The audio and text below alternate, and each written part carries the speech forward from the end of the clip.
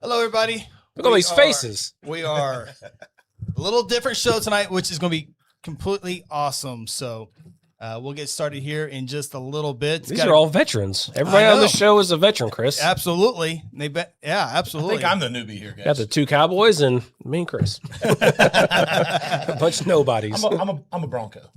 Oh, yeah, that's true. We got a lot to get to. I'm a cowboy. We are going to have Bixby head coach Ray Blake join us. I'm checking the comments right now. Chris. Good. Chris? He was a Bronco for a semester. Okay. Yeah. Okay. He's Bronco. No. He's Blue Jay. 4 semesters. You didn't make it 4 semesters. I did. Did you really? Uh-huh. Oh, definitely Bronco. Oh, so he did high school all over again. So he didn't get his major in. Hey. I left to go get my major. Yeah, he did. He really did. Yeah. I don't need 18 or 1,500 humanities. What's up, Jared? How you doing, brother? Oh. Okay. We are about to. Oh. What's up? I'm trying to find something that makes it go away and comes back in. So, okay. Let's get started. I can't tell if it's something we do or if it's Right. just doing it. It's just messing with Chris now at this point. Yeah, it's really messing with me.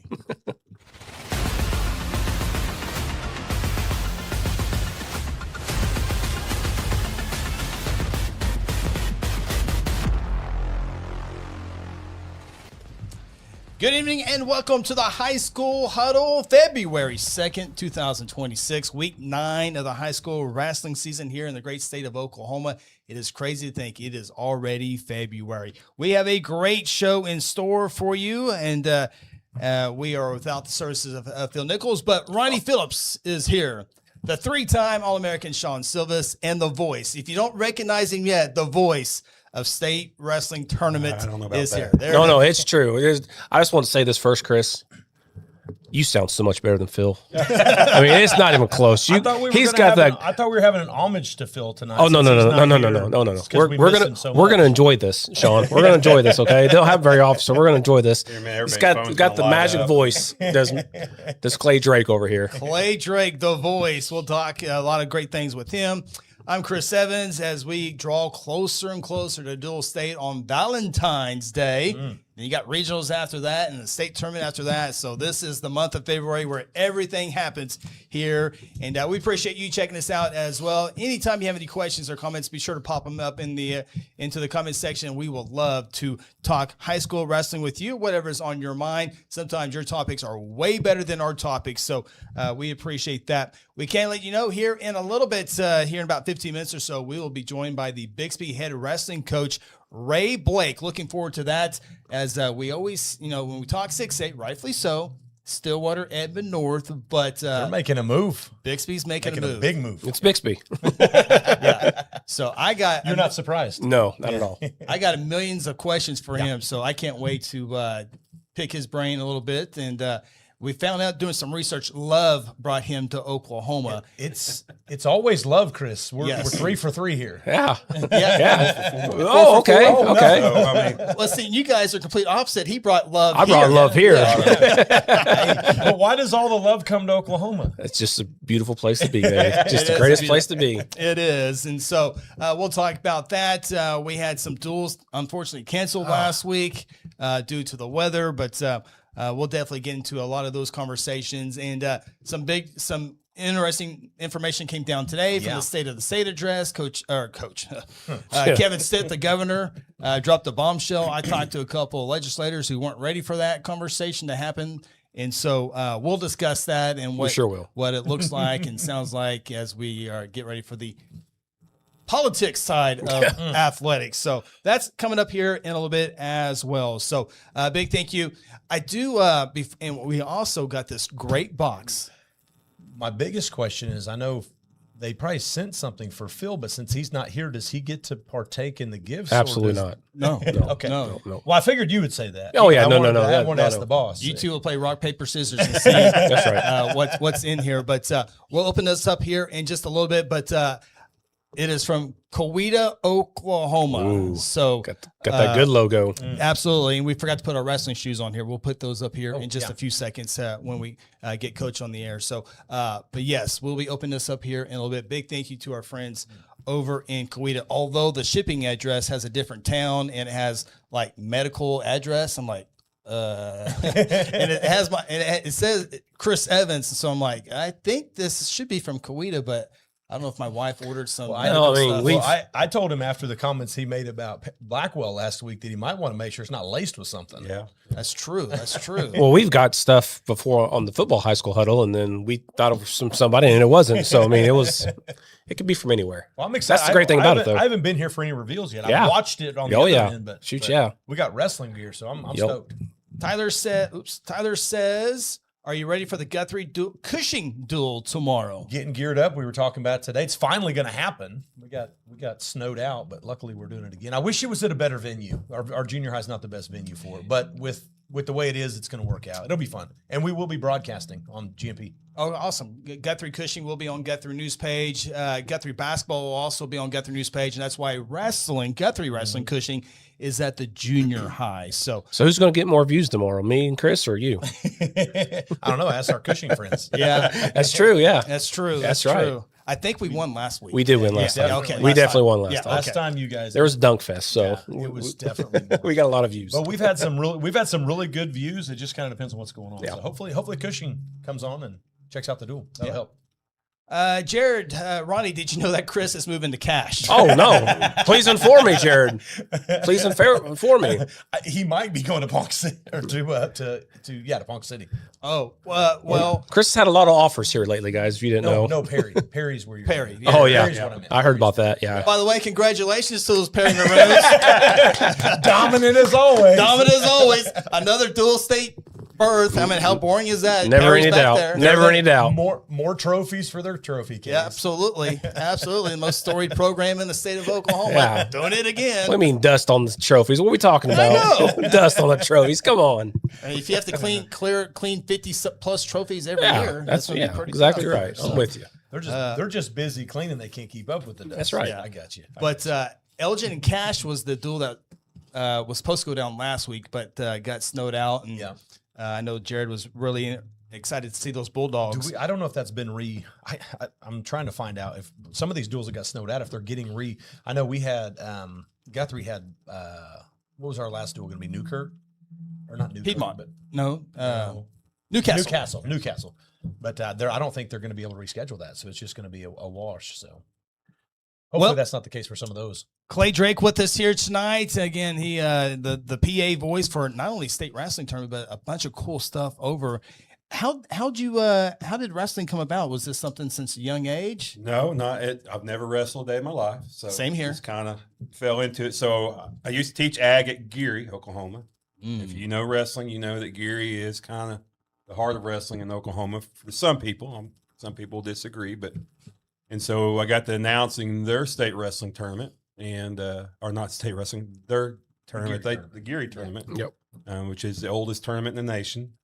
And so kind of got teamed up with a guy by the name of Don Blassingame. If you know anything about wrestling as well, you know he is the voice of wrestling. I will for sure give him that honor, that part. And he'd always told me, when I retire, you need to take this over. And I just kind of, okay. And so lo and behold, he decided he's going to retire and didn't tell anybody he was going to retire. And about February, OSSAA was like, we got to find somebody, and made a phone call, and they come listen and said, yeah, we'd like you to do it. And 13 years later, here I am. So you've been doing the state wrestling tournament for 13 years. This will be year 13. And did you have to actually audition? I did. So Mike Clark was the person at that time in charge of wrestling, and he come up and listened to me call a duel. I was at Oologah, and about midway through the duel, he said, I've heard all I need to hear. I'll talk to you later. So he's hired. Yeah. And so that led to that. And 2 years later, I found myself in Reno, Nevada, doing the Reno Tournament of Champions, and I've been there ever since as well. So it's been a good run. So. Of course, you're in education. It really helps you to be in education with all the names. Yeah. Well, I say that. Oklahoma's not bad, but like when we go to the Reno Tournament Champions, you get all kinds of names from every genre and every deal. I bet California has some crazy names. Yeah, exactly. And there's a lot of teams from California there, and Arizona has some. And when you don't grow up in Oklahoma, the names in Oklahoma Yes. are hard. And so I've just kind of learned that, we just say them really, really fast. And, as long as mama doesn't come up and yell at us, hey, we're on the roll. But if she does, at least you'll know how to pronounce it next time. Well, and I always joke about that. It never fails. You get to the end of the tournament and they want to come up then and tell you, hey, you've been saying this name wrong. I know, right? And Tell us so, early. and even during the state tournament, we'll make announcements of if you have a name that's hard to pronounce, please come tell us that we want to do it right. We want to give you the right call, and it never happens. I always laugh at Boo Llewellyn. You used to wrestle for UConn. I was calling him Bo. I didn't know, and his coach, Coach Schneider, come up and explain it's Boo. And that's what he would do. He was Boo, and so and so I was like, okay, and I never forgot that. Well, if I had to do this, Chris, and I'm sure you might be the same way, if I get my sheet and I look at the list, I was like, oh goodness, OP loses first round. I can't go on all day. I can't go for 3 days in a row for this. We did the Carl Albert tournament a few weeks ago, and Phil and I both were like, we're just going to call him Carl. There's no way I got that last name. And then someone texted it spelled out. Was that phonic? Oklahoma terms. Phonically. Yeah. Layman terms. Phonically is the word I'm looking for. Correct. And then we're like, oh, it's broke down. Okay, I can say that. Well, and I always laugh because when they do that, that's how I break it. I'll tell them, say it to me, and how I hear them say it. How you write it down. Then they're like, that's not how it's spelled. And I said, that's not a problem. That's okay. I'm not putting it on the screen. I'm just going to say it. We're not having the spelling bee word. So, and I'm sure you're exactly. I do want to have the right names. Yeah. There is the right way to approach it, though. We're not when someone mispronounces it, it's not on purpose. Yeah. As much as you think it might, it's not on purpose. So the right way is to approach them the right way and not come up with an attitude that you're doing it. It's not on purpose. Yeah. Thank you for telling me. Please tell me, but have the right approach. That's key. That's key. And that's a good lesson in life. Yeah. It's all about how you approach things, guys. Well, I've been amazed. Like, there's even some coaches that don't know how to say their wrestlers' names. Well, as a coach, we're like, I don't know. This is how we think it goes. And so, they've been working on single H their whole life. We don't. I get that. Yeah. All right, Clay Drake. Here we go on the screen. Tadanippa. Tadanippa. Jared? That's really good. That's the name. That's it is the name. Yeah, Carl Albert duel. The running back. from The Carl running back. Albert. The backup to Elgin. Yeah, the backup to Ritson. Yeah. Yep. It's Elgin. Number 0, I think his name is, right? Was that his number? pretty Football. good. And I think I thought there was actually 2 of them from Elgin, but maybe I'm wrong. That name popped up, and I was like, I'm not even going to try. We're just going to call him by the other. Yeah, right. Yeah, call him by his first name, I think. Phil got a text, and then we're like, okay, I got this. Well, and now that I've got Phil with me, I'll just give him all those names. Yeah, now. there you It's go. like, Yeah. Perfect. Seniority. Yeah. Seniority. That's right. Jared says, very good. All right. Passed it. Good job there. So when I do want to ask a question, and we got Coach Ray Blake coming up here from Bixby, Oklahoma here after our next break. We're going to get to him here real quick. He's ready to go. So when you're announcing the state tournament, do you actually get to watch and enjoy it? Because you're always a step or two ahead. It varies. So when we first start out, we'll get to watch a lot because our job there is just to get everybody to the mats. Yeah. You're not really calling any of the action or anything into that until you get probably semifinals. We'll always try to pick up some, on the first, who's going for, working towards the first and second. And so we'll try to do that. And then once we get to the actual finals, no. You may, unless a match is just going slow, that you have that opportunity. Otherwise, because you've got so many mats going that you're trying to just make sure what's going on, calling, at least picking up who the winners are. And it's tough. Sometimes for our advantage point, it's tough to see, what's going on at the far end of the arena. And so you're trying to, we're blessed with, technology that we don't get to watch the video, but it tries to give us a live score, but sometimes that can be a little slow. So then you're apprehensive to say much because you don't want to say the wrong thing either on that part. So it just kind of is a hit and miss. Dual state I like because we get to watch. Yes. We get to watch that part.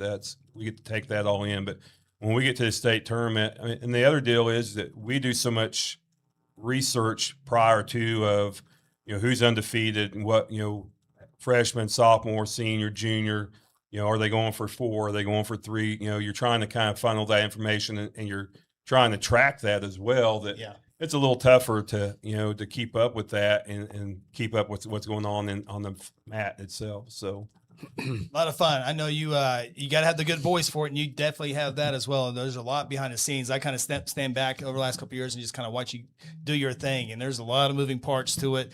It's really, really cool. So we're going to take our opening time out here on the High School Huddle when we come back. I can't wait for this to talk with Coach Blake, Ray Blake of Bixby High School. They got a lot of great things happening at Bixby. And we're not just talking about football program. We're talking about the wrestling program as well. So we're going to talk with Coach Blake after this opening time out here on the High School Huddle.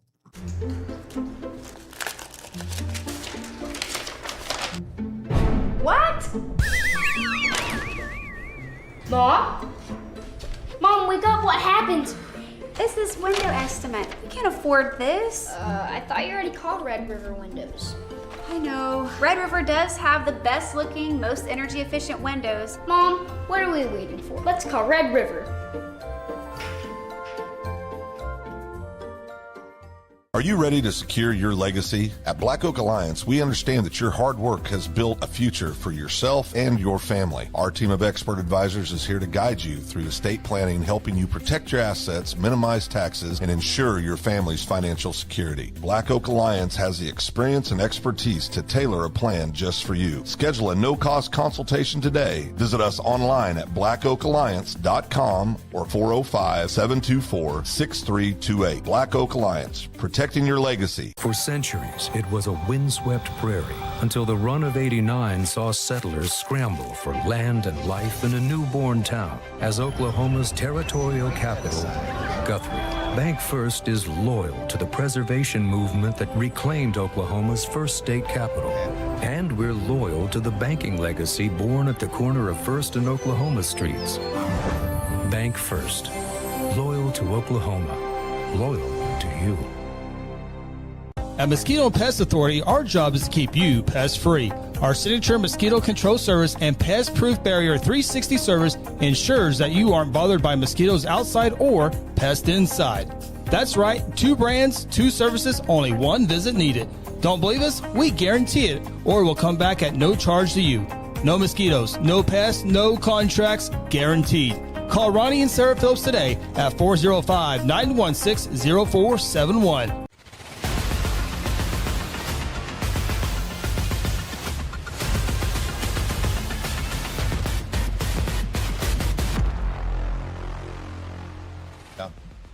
Welcome back inside the High School Huddle, getting set for week 9 of the wrestling season.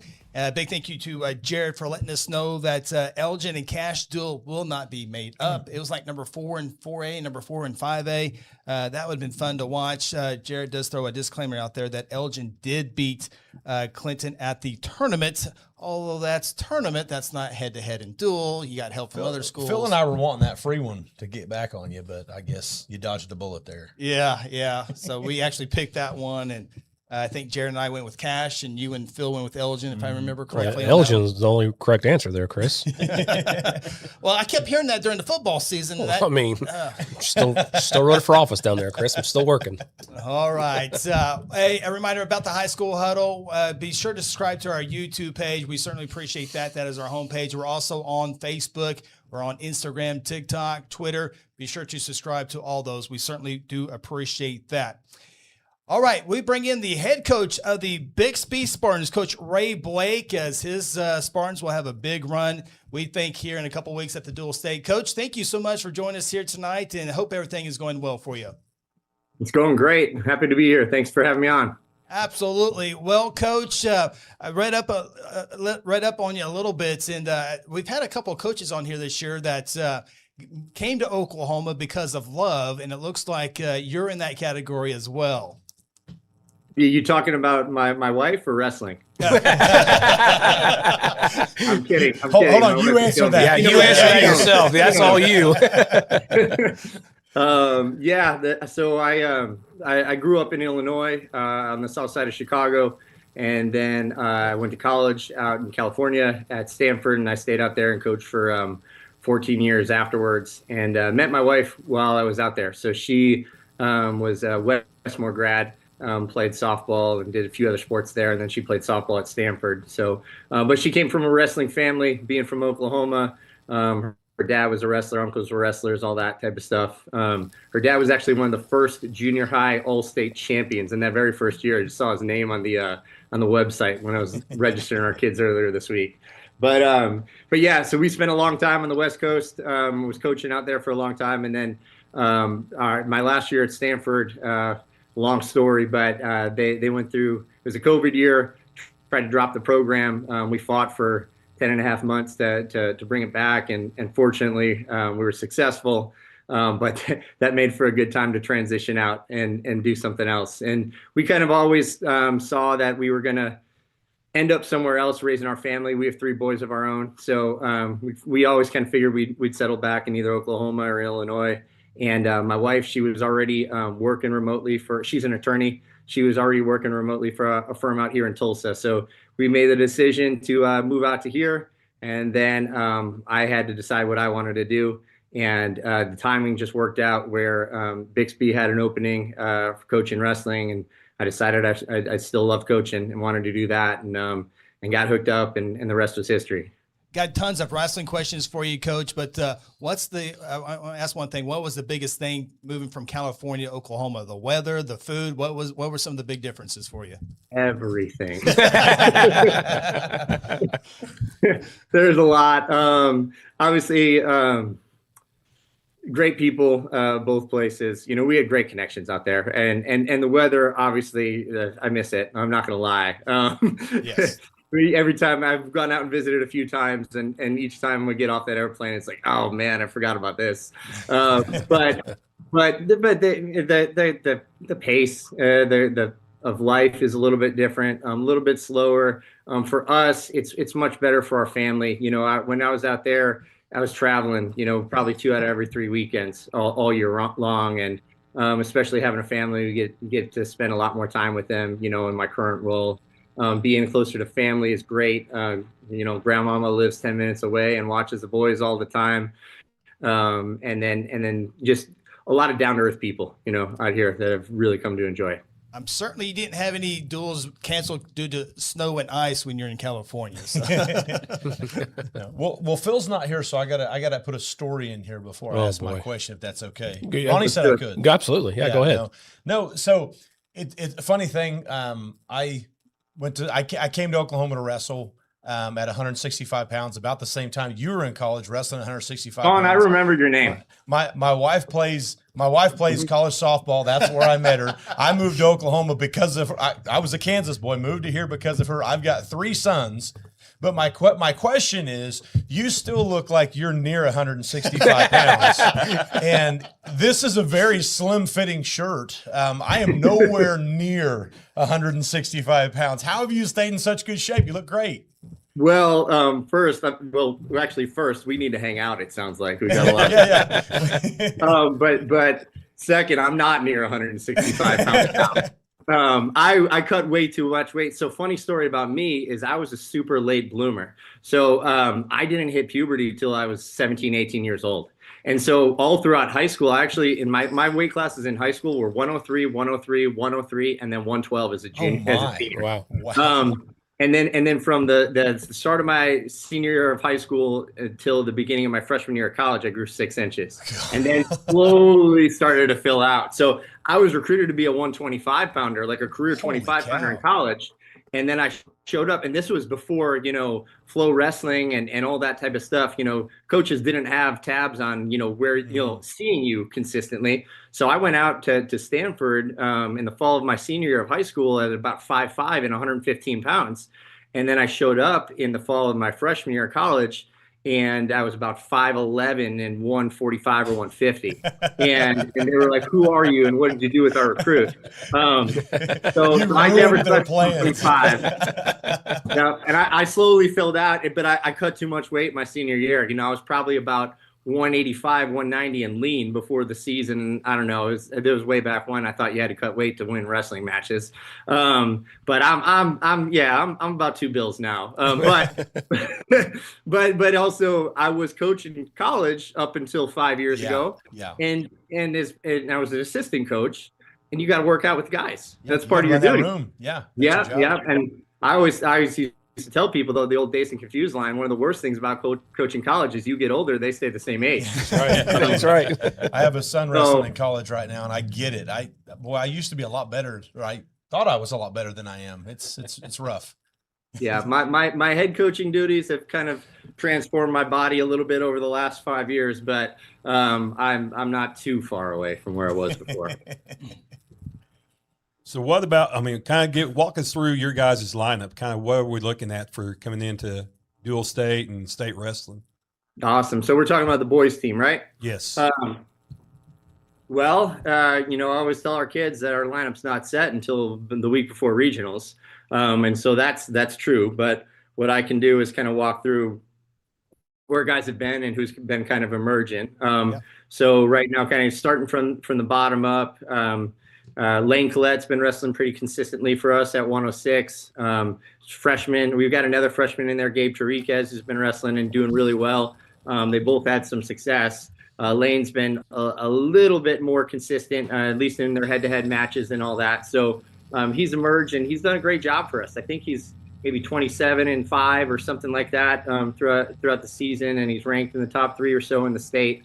So he's got a lot of wrestling still to learn. Obviously dealing with the mental game and all that type of stuff as well, but he's physical. He wrestles hard, gives us a lot to work with. Then at 113, Ty Walter is a junior, is emerged as our starter there right now. He's had a good season himself, a little bit slow. He got injured in one of the preseason tournaments, so missed some time early on, and then kind of came back and took a couple losses right away that maybe if he was a little bit more prepared, he would have been able to get over the hump with. But he's had a great season. So I think he's about 20-4 or 20-5 is himself, and won the Sand Springs tournament last week. I think he's ranked in the top 4 or so in the state. Returning state qualifier, finished match away from placing last year. So looking for even more for him this season. 120 right now has been Brandon Wright. He's a sophomore. Also missed some time earlier in the year with an injury, and then honestly he's probably a 26, but we're just so crowded right now in the middle weights that he's had to go down for the team, so we've kind of managed his weigh-ins, but he's settling into that weight, doing pretty well. I don't know that he's knocked off any of the top guys yet, but he's got that ability. He's been wrestling for a really long time, and has been competing with all these guys. So Randon's at 120 and 126. Isaiah Jones has been our starter. He is a senior, 2-time state finalist, 3-time state qualifier, Ironman medalist, 2-time Doc Buchanan medalist, Fargo finalist. He's kind of done it all, ranked in the top 15 in the country. I has been with a kind of stalwart in our lineup for the last few years, and obviously looking for him to finish off his career with the state title. 132, we've got a couple of guys that have been doing pretty well. So Zion Borge is moved in this year. He's a senior, and he's committed to the University of Missouri. I is committed to Little Rock, if I didn't say that. Zion's having a great season. He was an Ironman medalist, tweaked his knee a little bit at that tournament at his last match, so he missed some time as well. But he's back now. He's full go. He's fully healthy, and he's looking great. I think he's maybe ranked in the top 2 or 3 in the state, but we certainly feel he's capable of winning a state championship. He was a state champion in Utah 2 years ago and runner-up last year. And then also at 132, we've had Keller Roach. So Keller is a senior and has been in our lineup consistently, but hasn't qualified for the state tournament yet. It's just been a guy who's kind of been around and hasn't hit that next level. And as a senior, I've seen a big shift in him this year. Keller, I think, is 19-4. He's one of our captains, a leader in the room, just in his work ethic and by voice. Recently won the Sand Springs tournament where he pinned his way through. So we got a good little healthy competition there, but we're capable. We're confident in whoever we've got. 138, we've had Israel Borge, Zion's brother. Like I said, those two moved in this year. Israel is one of the best high school wrestlers I've ever been around. Man, I felt him when they first moved in. He came to practice and grabbed me and got his hands on me, and it was a feel that I have not felt in a very long time. I'm not kidding. It's a long story, but short story is he beat me up. Isn't it funny how when you get a hold of a kid, you know right away, you know? Oh yeah. Yeah. There's something. I'm not.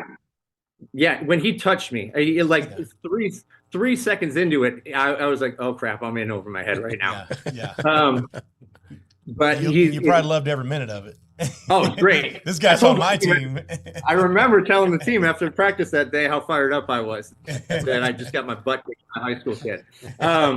But he's special. We feel really confident in his abilities. He's kind of done it all. Our Ironman finalist, Super 32 finalist.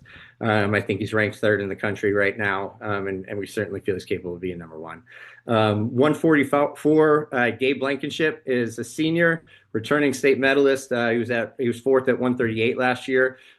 He's had a little bit of a slow start. He's a football player too, so he's one of our running backs for our football team, which obviously is a powerhouse. And Gabe got a lot of playing time for them this year. And so football ended in mid-December as for us, and took him a little bit to kind of get in the room and really get his motivation and desire to get back into wrestling, but he's 100% in right now. And Gabe's a great athlete, comes from a great wrestling family, has done it for a really long time, and most importantly, he's just a great person and great leader. So Gabe settled in at 44. He's looking better and better each week. We feel really confident in him at the end of the year. 150 has been Jesse Justice. Jesse also moved in from Sperry this year. He was a 2-time state champion in 3A there. Jesse's got a lot of ability. He also had a little bit of a preseason injury. Kind of had a meniscus issue at the end of last season and had surgery, so it was a little bit slower getting back into things this year. But he has been in it now full time for a long time. He's in shape and he's looking better and better each week. 157, we've got some question marks, but it's all capable guys. We've got a little bit of a platoon of guys that we've been wrestling. Senior Brady Dale, he was our starter last year at 144. A sophomore Gavin Wallace, who's honestly probably more of a 44, 50 pounder, but we just got some guys there. So he's been stepping up and filling in for us there. And he's got a lot of ability, multiple time junior high all-state place winner. And then we've got 2 state qualifiers. Caleb Crawford, who's a senior. He was a state qualifier for us 2 years ago, actually at 106. So he's following my growth plan. And then Chase Dyer is a 2-time state qualifier, and he's a senior. So those guys have all been in there, kind of our starters to be determined, but we're going to feel confident in whoever we have. 165, Reese Novosad has been wrestling there. He's a 2-time state qualifier for us. Positionally, one of the best wrestlers on our team. Just kind of getting him going is the issue sometimes, but Reese is a great kid. He's been coming into his own his senior year. He's one of our captains as well. Definitely looking for him to get on that podium and compete for a state championship this year. 175, Griffin Goins. He is a junior. Was started for us last year at 165. He's just kind of jumped a level each year. So as a freshman for us in our room 2 years ago, I'll be honest, like, he might think he was, but he wasn't very good. But he just, those kids, and he would know. I would talk like that openly with him. But he's one of those kids who just loves the sport, stays after, works hard, asks questions, watch the videos, all that type of stuff, does the scouting and gets extra reps in with guys. And from his freshman to his sophomore year, he made a huge jump, and I've seen a similar one from him this year. So I think he's ranked in the top 4 in the state right now at 175. But man, once he really, really expects himself to be that guy, he's got the tools. Well, Coach, you can only get away with calling somebody terrible his first year if he becomes good. So that's exactly, evidence of his progress. I knew where I was going with that, right? Then we have a freshman actually at 190, a 9th grader, Colton Treat. Wow. Man, like, he's something to work with, I'll tell you that. So he's about 6'1" and all of 190 pounds. He was a junior high all-state champion last year at 175. And he's learning that there's a little bit of a difference between the junior high and the 6A varsity, level. But he's getting better each week too. He's just like, he's a competitor. He's physical and he's a competitor. And he's slowly learning the positions and the fundamentals that he needs to succeed. And so we're just looking for, him to improve week by week. But he might be about 500 record wise right now because we wrestle a really good schedule. But he wrestled the guy, last Thursday, he wrestled BA. He wrestled the guy who's number 2 in the state in his weight class and lost in the rideouts. And so he's right there. He's right there. We just got to keep getting better each week with him. Talk about baptized by fire. You put a freshman in at 190. There's a chance he's wrestling against kids with beards and children. Oh, for sure. And in a situation like that, as a coach, you're certainly mindful of helping him improve technically and getting him better in the areas he needs to get better, but also mindful of just keeping that confidence high, right? And reinforcing the right messages and what to be important, focused on, which is the progress, right? Rather than worried about the wins and the losses right now. And I'll tell you, he's been doing a really good job with that. So I'm happy with what we're seeing from Colton. And he's got a really bright future ahead. But we're trying to win this year. Probably having to keep the football coaches away from that kid. Yeah, I imagine. We've got a great collaborative staff though here at Bixby. So and then at 215, Seth Hernandez, another kid who's just gotten better each year. He's a junior, and he's only a third-year wrestler. Wow. So he came out in January of his 8th grade year. He was a boxer before and transitioned over to wrestling. And I'll say this about Seth too. He wasn't very good when he started. He was brand new. But he went from, his freshman year, I think he wrestled 3 matches in our varsity lineup and was 0-3. And then last year as a sophomore, he was our starter at 190 and he was 29-9 and lost in the match of place at the state tournament. And up until Thursday, this year he was undefeated in the state of Oklahoma and ranked number 1 in the state. So he's taken some losses too. He's learning you can't just make up moves out there. But man, he competes hard. He competes so hard. He wrestles through positions. He's tough on top, and he just doesn't know any better. He doesn't know who he's supposed to beat and who he's supposed to lose to, which is a secret superpower. He's just going to wrestle the same no matter who he's got. So I'm really happy about Seth. And then at heavyweight, Redmond Lindsay has emerged as our starter, and he's a junior as well, and has kind of jumped a level this year. So last year was his first year at Bixby. He actually was in Norman, moved to Bixby as a sophomore last year. And he was a successful youth wrestler. I think he was top 6 in the state as a freshman at 215 for Norman North. He was top 6 in the state last year for us at heavyweight. But he's grown in maturity, and then he's grown in physicality and technically. His hand fighting's gotten so much better. His bottom's gotten better. His top's gotten better. He's shown that he's ready to compete against the best guys in the country. When we went out to Doc B, he actually got 4th. He was around a match of place at Ironman, beat a nationally ranked kid there and lost in the round of 12. And then at Doc B, he went out and beat another nationally ranked kid, had a really good tournament, ended up getting 4th out there, which is one of the best tournaments in the country. So I think in some of the outlets he's been ranked in the top 20 nationally. Right now, for the next few weeks, we're just focused on him winning a state title. Yeah. Visiting with the head wrestling coach of the Bixby Spartans, Ray Blake. And I don't let me forget, guys, we want to give a plug to the girls as well because they're pretty good. But I want to stay on track with the boys here real quick.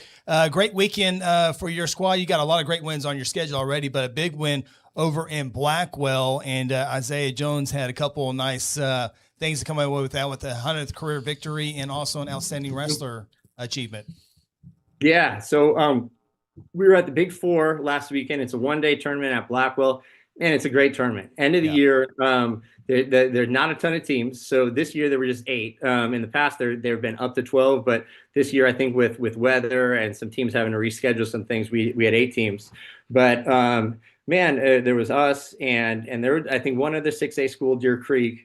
I hope I'm not forgetting someone. But we had Blackwell, who's number 1 in 3A. We had Huddle, who's number 1 in 4A. We had Coweta, who's number 1 in 5A, and they've got a great squad this year. Yeah. And then there was us. So it's kind of a pool tournament where you're in pools of 4 and you wrestle everyone, and then you cross bracket, for 1st through 8th place.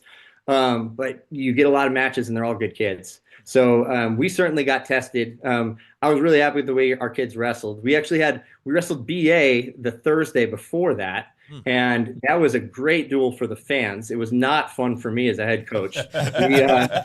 We started out on fire. We won, I think, 6 of the first 7 weights, and we're up 34-3. And then going into the heavyweight, the duel was 34-32. So, so there was, and I'm sorry, I shouldn't say it like that. Like, total credit to BA. Their kids wrestled really hard. They've got a great team. Their coaches prepared them. Honestly, it was a great duel, but there were some things from a coaching standpoint on our end that they didn't feel like we really fully took care of. So there were some choice words and messaging with our team after that duel. And I felt that encouragement. Yeah, words of encouragement. We got, it's good to get tested like that, and that's, you want to wrestle the best teams because they expose things, right? So we got tested. We saw some things, and we had an opportunity to respond. And I felt like our kids did a good job. They went out and wrestled for a ton of bonus points. We saw some great competition, and we didn't always come out on top, but we did in some of it. We won a lot of gritty matches, and we separated ourselves even in some gritty matches. And I think Aya did a good job of that. So I know at least in his finals match, he was paired up with a state champion from Blackwell, who's a great kid, really good wrestler, and it was tight early on, and Aya got a takedown, I think, in the second, and then maybe one late in the third to separate himself, and then cut him with maybe 20 seconds left to go get another takedown for the major. So those are the types of things you want to see as a coach from your wrestlers, especially as you're hitting the postseason where all those bonus points matter, and for the team. Yeah, Bixby beats Broken Arrow 37-32 in a top 5 matchup. Wow. Well, we get to talk to. We got to talk to the coaches for football at Bixby. We got to talk to some assistant basketball coaches over at Bixby, and they got nothing but great things to say about the town of Bixby and the administration. So I'm going to give you a platform to talk about how great Bixby is, since you, from an out-of-towner guy, you've been there for about 5 years now, so you know obviously a lot about it. But go ahead and tell me about how the town was supporting Bixby, because I know baseball, they've won a state championship here recently. So just great things going on at Bixby. Facilities. I love facilities. Golly, I love everything about Bixby. So I just love hear Coach talking about Bixby. So talk to me about Bixby. He likes please. talking about Bixby. Oh too. my gosh, I got shirts. The football teams, they send us shirts. I got hats. I wear this stuff all the time. I left to go get the chain of excellence, but I forgot we had to loan it out because the Bixby head basketball coach's sister went to a Bixby basketball game here in the Oklahoma City area. So I don't have my Bixby chain of excellence. We're Bixby'd out here in Guthrie. Awesome. Well, I was going to jump in earlier, but I wanted you guys to keep talking about Bixby. I can keep going. No, thank you for that opportunity, because honestly, we have a phenomenal support system here, and it starts at the top. I mean, I haven't been at other schools, so I'm clearly biased, but I just don't know how there could be a better athletic director than Kate Creekmore. Her first day on the job here as AD was actually my first day as head wrestling coach. So I remember meeting her that day, and that was the first time getting to know her. But man, she's been awesome. She's a go-getter. She does get stuff done. She supports all sports. But she is near and dear to wrestling. So her husband was a wrestler. Her kids all wrestling in our youth club. So she's one of those people where when you ask for something, it's never a no. It's well maybe not yet, but let's see how we can get there. Even if it's not a yes right now. And we've gotten a lot of things under her watch. But not just her, our assistant ADs, Jamie Snyder, Doug Knoll. I'm actually going to stop naming names before you forget someone. But we have an administration that fully supports athletics, fully supports wrestling. Our athletic trainers, our strength staff, our other coaches here, and like I mentioned earlier, we've got a really collaborative coaching staff here at Bixby across the sports. So when you have so many great athletes and a pool to work with, naturally you're going to share some. So. We've got on our wrestling team, we've got baseball players, we've got football players. Our girls wrestling team, we've got softball players, we've got track and field athletes, and the coaches, they all communicate, they work with one another. They're very, very understanding of when, and I have to be this way as a coach as well. When your dual sport athletes or tri-sport athletes are in other sports, you support them. You support them. You back off. You support them. You let them do their thing. And then when it's time for them to be over with you, then, they're all in on that. And you trust that, the other coaches are doing the same. And we are. And so, Coach Montgomery, Coach Wilson, these are just a few of the coaches that I work with, directly. We're always in communication with each other, and there's great support. Well, I think the most important thing about it is that he said share, right? Because there's so many schools out there, guys. You guys know, as being in education and being around the sport a long time, some schools, there's no sharing. Football is going after your players, and they're going to tell you, hey, don't play anything else, but you're just focus on football, And so that's another thing I love about Bixby is exactly that right there. They collab together, they communicate, and they want what's best for all their athletes in every single sport. Yeah, and Coach brought up the Bixby girls wrestling program. Jenna Burkett's team, Burkett's team's over there. And I think you might have had to help with that help that program. But man, you talk about winning on their schedule as well. They are a force on that girls' side.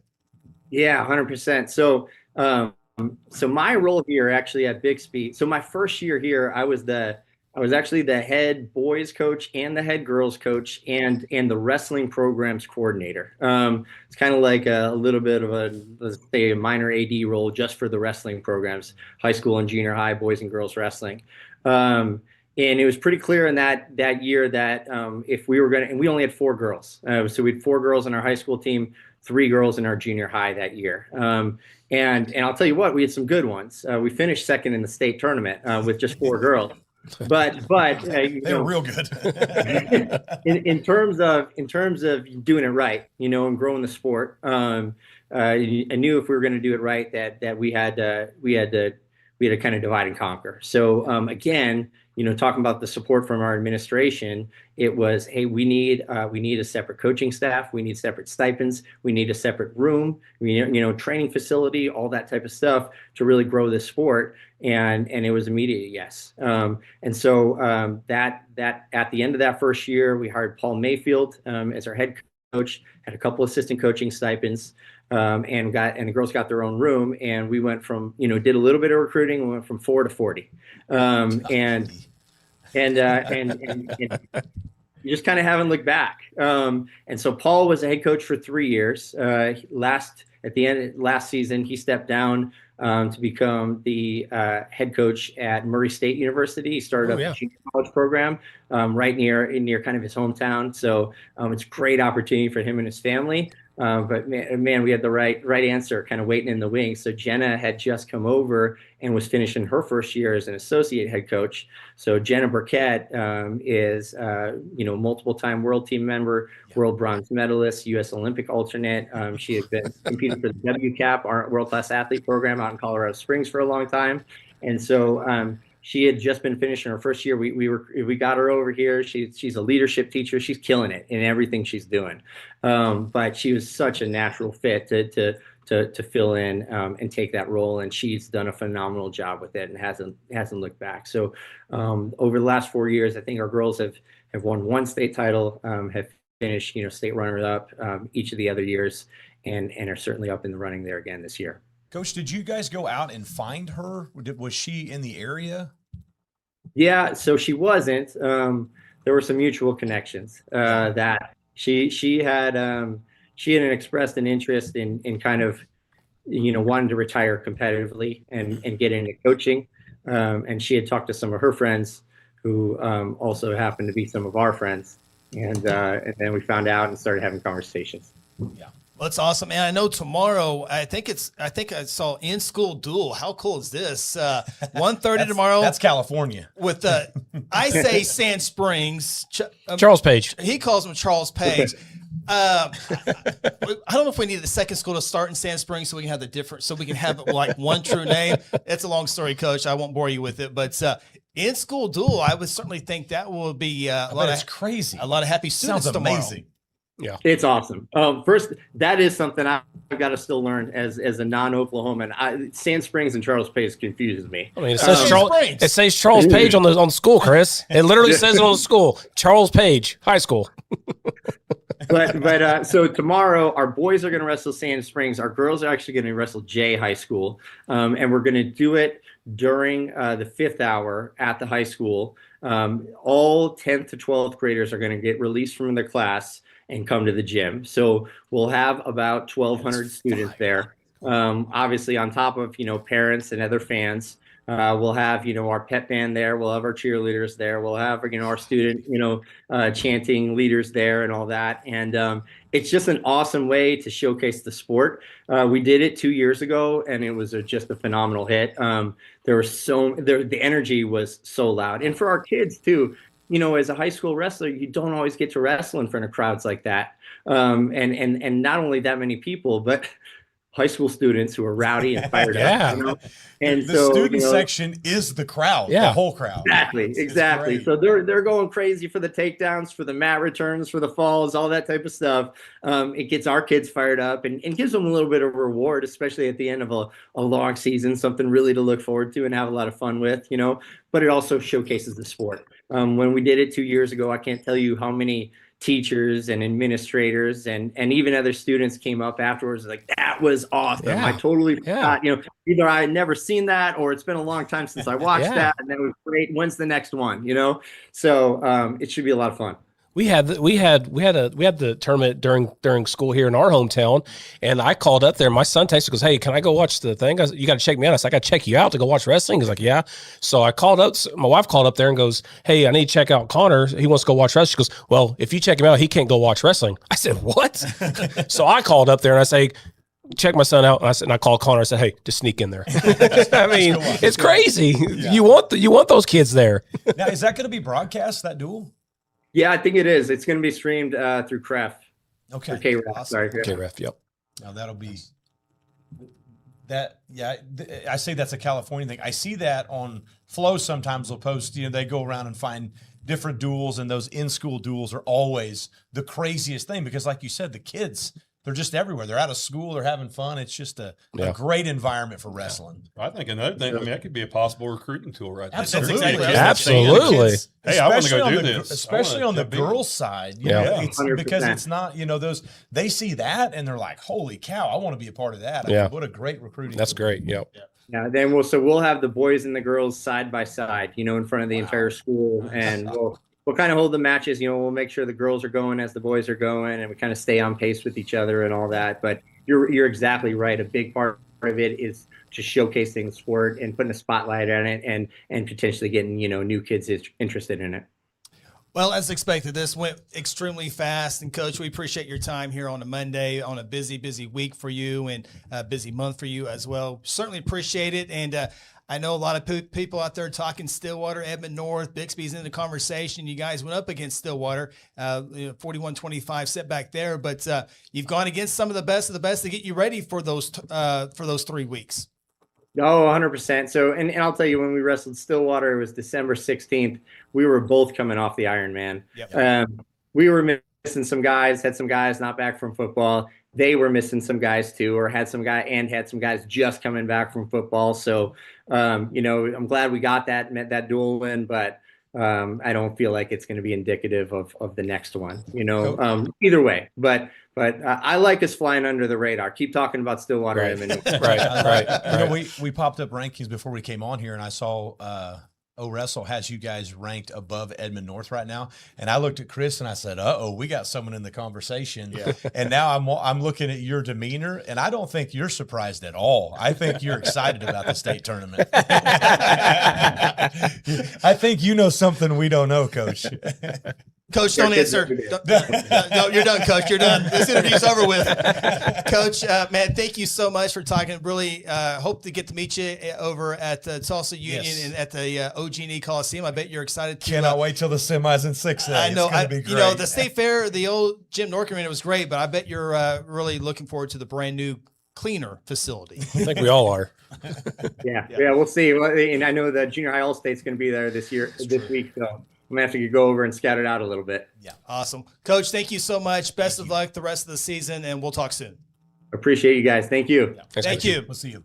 Head coach of the Bixby Spartans, Coach Ray Blake, got his Spartans in a pretty good spot as they go for a state championship, boys and girls. There's not a whole lot of schools that competitive in both boys and girls that have a chance of winning state. So Bixby does a lot of great things over there. Both teams nationally ranked too. Yeah. It's impressive. It's man, it's just great to be a Bixby Spartan, ain't it? I mean, I love it. I mean, golly, it's so cool. It's so cool. It really is. It's so cool, man.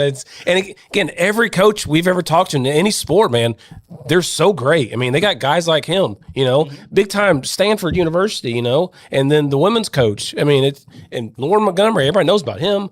Golly, it's a good thing. It's great to be a Bixby Spartan. It really is. Well, I'm glad Clay brought up the recruiting, because you always hear about people from other schools, young people, get them out there, but heck, in school, that's the first thing that came to my mind. Yeah.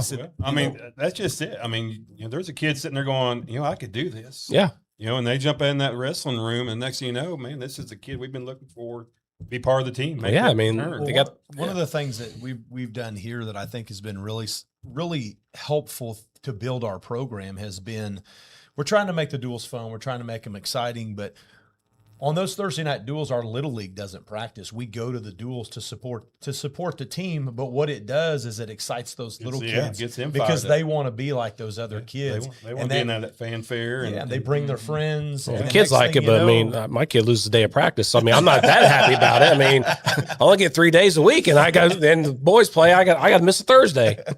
Yeah, but you get the night off. That's right. It's good. It's a good thing. But like say, going back to that, if there's those big duels, that sounds like a lot of fun. I've seen it, but then I see the excitement on his face. I'm like, this is something we should do more of. It does. It needs to be. I mean, it's a great way to showcase, the sports and everything on that deal. And I mean, heck, I say, even run a basketball game, even during, that deal, just kind of let your student body come out and be part of that. It's hard to get them there in the evening time.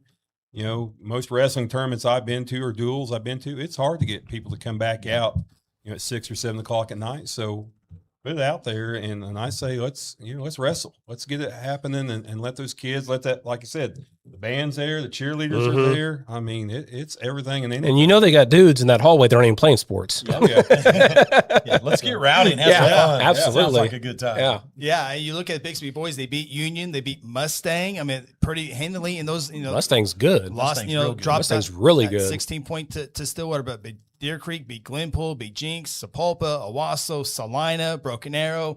They got Sand Springs, Merle. They will be ready. They will be ready for the run. When you think about 16 points behind Stillwater, that's 3 matches. If any of those are close, that could go the other way. Yeah. That's not a pipe dream to think that they're competitive. No, he was confident too. Yeah, you can see it on his face. He liked it. You think about dual state. I mean, it's that deal. I mean, it changes match after match after match. Mm-hmm. I mean, it just takes the right kid to say, "Hey, we're going to go out and flip this and make it happen right here." And momentum in those duels is everything. Absolutely. Listen to him talk about his lineup of kids. I mean, he's got some kids who are really, like you said, they're making that turn. They're coming on, they're finding themselves, and just come dual state may be just the spark they need to really make it happen for them. Yeah. He's talking to it. It took him a while to get through that list because he's got a couple kids at each one of those. Yeah. Well, he's talking about a kid that's behind a kid that's ranked number 1 in the country, but he's talking about him.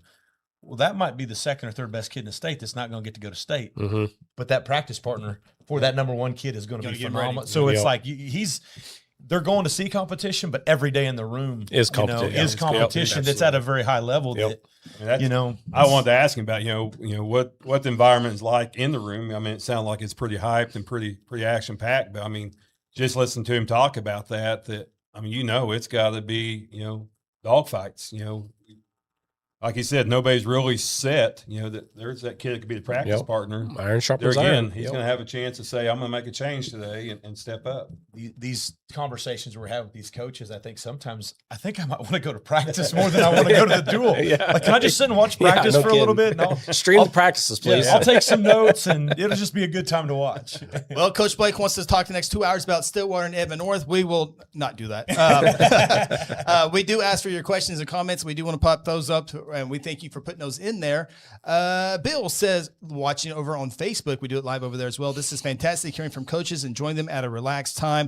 Great questions and insights. Yeah, it is a great time. It's so much fun. Yeah, it really is. Sarah Phillips, great interview, guys. Jordan Davis, one of our favorite prep writers. Ronnie, I got to rewind. I'm late. I missed Stit Talk. It's coming up, JD. Oh, boy. It's coming, baby. Yeah, we'll get there here in just a little bit. Jared, Ronnie, He's all about Bixby right now. Yeah. Ronnie, I thought you were going to talk about be the run for mayor. Now you're Bixby. Oh, Bixby, no. Elgin's Bixby. getting jealous. Of They're a little jealous. It's okay. I mean, but seriously, how great is it to be a big Spartan? I mean, you don't win one state championship a year, and Yeah. you got to. I mean, you guys blew it in football. I mean, you guys blew it. So I mean, I'm out. No more Elgin. No, I'm kidding. Should have listened to me.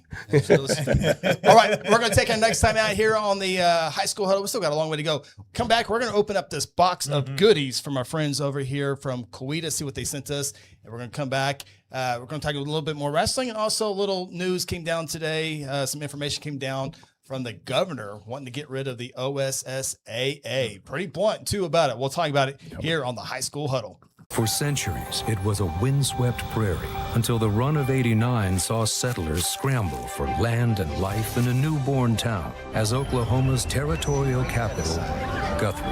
Bank First is loyal to the preservation movement that reclaimed Oklahoma's first state capital. And we're loyal to the banking legacy born at the corner of First and Oklahoma streets. Bank First. Loyal to Oklahoma. Loyal to you. At Mosquito and Pest Authority, our job is to keep you pest-free. Our signature mosquito control service and pest-proof barrier 360 service ensures that you aren't bothered by mosquitoes outside or pests inside. That's right, 2 brands, 2 services, only 1 visit needed. Don't believe us? We guarantee it, or we'll come back at no charge to you. No mosquitoes, no pests, no contracts, guaranteed. Call Ronnie and Sarah Phillips today at 405-916-0471. Are you ready to secure your legacy? At Black Oak Alliance, we understand that your hard work has built a future for yourself and your family. Our team of expert advisors is here to guide you through estate planning, helping you protect your assets, minimize taxes, and ensure your family's financial security. Black Oak Alliance has the experience and expertise to tailor a plan just for you. Schedule a no-cost consultation today. Visit us online at blackoakalliance.com or 405-724-6328. Black Oak Alliance, protecting your legacy. Porch pirates come in many forms. When damaging hail and windstorms hit Oklahomans, non-registered and unqualified roofers flood the neighborhoods. And unsuspecting Oklahomans think they can trust these guys because they have a nice truck. Oklahoma owned for over 2 decades, Red River Roofing Siding and Windows is top level trained and certified by the best manufacturers. Red River Roofing Siding and Windows, protecting Oklahoma families one roof at a time.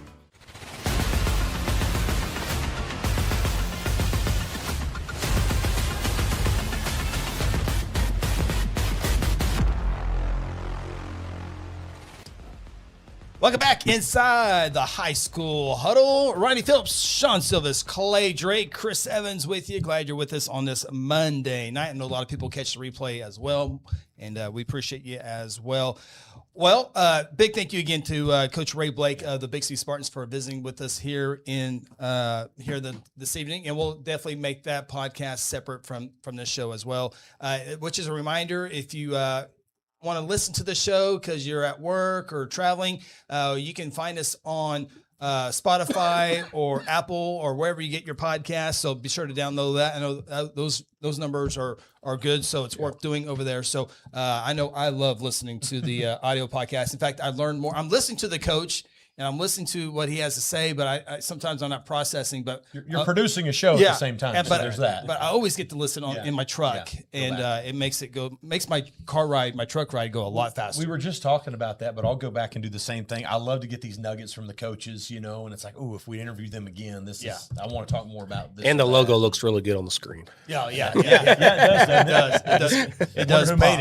It does pop. So, well, I'm gonna throw this box over to Shawn Silvis. Yeah. So we got the wrestling shoes, Jace Williams. These shoes here were the last shoes to win a state championship in the old Fairgrounds Arena, and we have them on loan here in the studio. And loan. Yeah. That's not the letter I read. Oh, well, you've lost a lot of credit in Elgin, so you're no They longer. might be taking I that. actually have more power than Jared now. Yeah. But we had all of our football swag, and so we're kind of redesigning the studio to put our stuff on there. And big thank you to the Williams family for those to put on loan. And we got another request here from our good friends in Coweta, Oklahoma. We certainly think it's from Coweta. We haven't opened up the box yet, but we're going to open up, and we've talked about all season long about those Coweta Tigers. Coach Blake talked about them as well. They're the favorites to win Class 5A, and so let's see what our friend. As much as Ronnie likes Bisbee, I think Phil was loving Coweta. Well, for Phil, just who we're talking to that week. And remember, Phil's already guaranteed. Anybody who sends us a singlet, he's already guaranteed to wear it the very next week on the show. And so I don't know if anybody wants to send singlets anyway. And He's a see medium. Phil in that. He's a medium. All right, so this says, enjoy the Mafia movement. Or he said, yes. enjoy, fellas, the Mafia movement has taken over. Ooh, I like that. The Mafia moment. Coach Ellis got them going over there. Oh, holy cow, we got T-shirts. What do we got here? Hopefully, are they going to show up? Hold on. Yeah, they should. Yeah, they should show up there. Hold on. We got Coweta Mafia. Wrestling. Ooh, Yeah. That's pretty sharp right impressive. Heck yeah, so we got T-shirts. Hold on. There's more. T-shirts. Look at this. We got hoodies. Check this out. More Mafia. Awesome. Got some hoodies. Heck yeah. All kinds of gear. Man. We got hoodies. Phil picked a bad day to be sick. I'm just saying. Awesome. That is awesome. Yes, thank you. Holy cow. These are extremely nice. Thank you, Coweta. Great swag. Man, and just black. I guess we can show up at Dual State with them. But yeah, no, Coweta. We had Coach Ellis on there the other day, and they continued their winning ways. Beat Claremore 69-0. East Central, Tahlequah, Rogers, Nathan Hale couldn't score any points on them. They were at the Big 4+4. And I think they got Salina, or they were supposed to wrestle Salina. I think the weather might have got them there. So huge thank you to Coweta. I know they are the big dogs in 5A, and we'll see them over at the UMAC Center in Tulsa Union. One thing that's being my wife's a Tulsa girl, grew up wrestling. Her brother wrestled, her grandpa wrestled. She's same stories you just heard from that coach. But yeah, Coach Blake has a very similar story, finds out. But anyway, that side of the state, when I moved here, I've been on this side of the state forever. I know the coaches over here, a lot of good coaches, a lot of good programs. But hearing what's on the other side of the state is helping make sense as to why when we get to state, things look a little different than what I expect. There are so many good programs coming out of that side of the state. Well, and I mean, you think about the concentration of the Tulsa area. Salina is not that far from Tulsa. Mm-hmm. You've got Coweta that's right there. You've got Bixby. You've got Broken Arrow. You've got Union. You've got Sperry. And Owasso. You could go on and on and on. It's just a plethora of great wrestling programs within probably a 40 square 40 radius on that deal. And when you get in 6A, it's kind of not fair because everyone Stillwater and rightfully so. They are fun when they get together. You guys have seen it many times, but it's deeper than those two. I know everyone concentrates on that, but it's so much deeper. To your point. Well, Coach Schneider said it when he's Edmond North coach we're talking about, but he's like, hey, don't forget those guys over there. They're ranked. What did he say? We had 4 teams ranked in the top 50 in the country from Oklahoma. Yeah. So, Bixby definitely one of those. And, just based on his backup lineup, I got a feeling they're only going to grow from there. Well, and you have the roster there, and, they're not losing a bunch of people. They're young. That's the thing. He's got some seniors, but he's not going to be having holes to fill. No. He's already got them filled. Yeah. So he's ready to go. That's again, a good product of when you breed success after success after success, it just builds and stacks in there. So you look for them to stay up there in that top 2 rankings and everything. Maybe the secret to that success is that duel in the middle of school. Everybody wants to be part of it, so everyone comes to. Like I said, maybe that's the secret. Build that excitement. It's got to be. Well, that's it. That's all he does. He just has a duel, and man. Well, and you look at, the dual, we talked a little bit last week, but, Edmond North, Choctaw, Yukon, Mustang, Broken Arrow, Stillwater, Bixby, and Union are headed to that. But, Bixby and maybe like a UConn. I mean, I certainly think Bixby would win that, but that's you got to show up. He's just not going to. Coach Schneiderman might say otherwise. Yeah, exactly. Yeah, I mean that a great matchup. That's one thing. It's cool. Every year I get the opportunity that when I fly to Reno, normally UConn's on the flight, and I love to visit with Coach Schneider about what, and it's kind of the same deal as that deal. He's like, well, I've got some kids, and, and then you get to start talking about him. Well, we're all right. And then it just, well, this kid and this kid and this kid. And you're like, okay, so you're better than all right. So what's all right? So what does good mean if you're just all right? What's Let great? me ask you a Coach Schneider question. So UConn Schneider, have you ever seen him sleep? That I have not. No. I mean, I don't know. I don't know a scenario where he closes his eyes and stops. He's the busiest body I've ever seen. Well, and I laugh because this year his wife Wendy didn't travel with him, so I was like, how are you staying organized? Because I know she kind of keeps things, and he was like, well, he had his little list of things checking off and things. And so, but no, that guy just is nonstop going. I mean.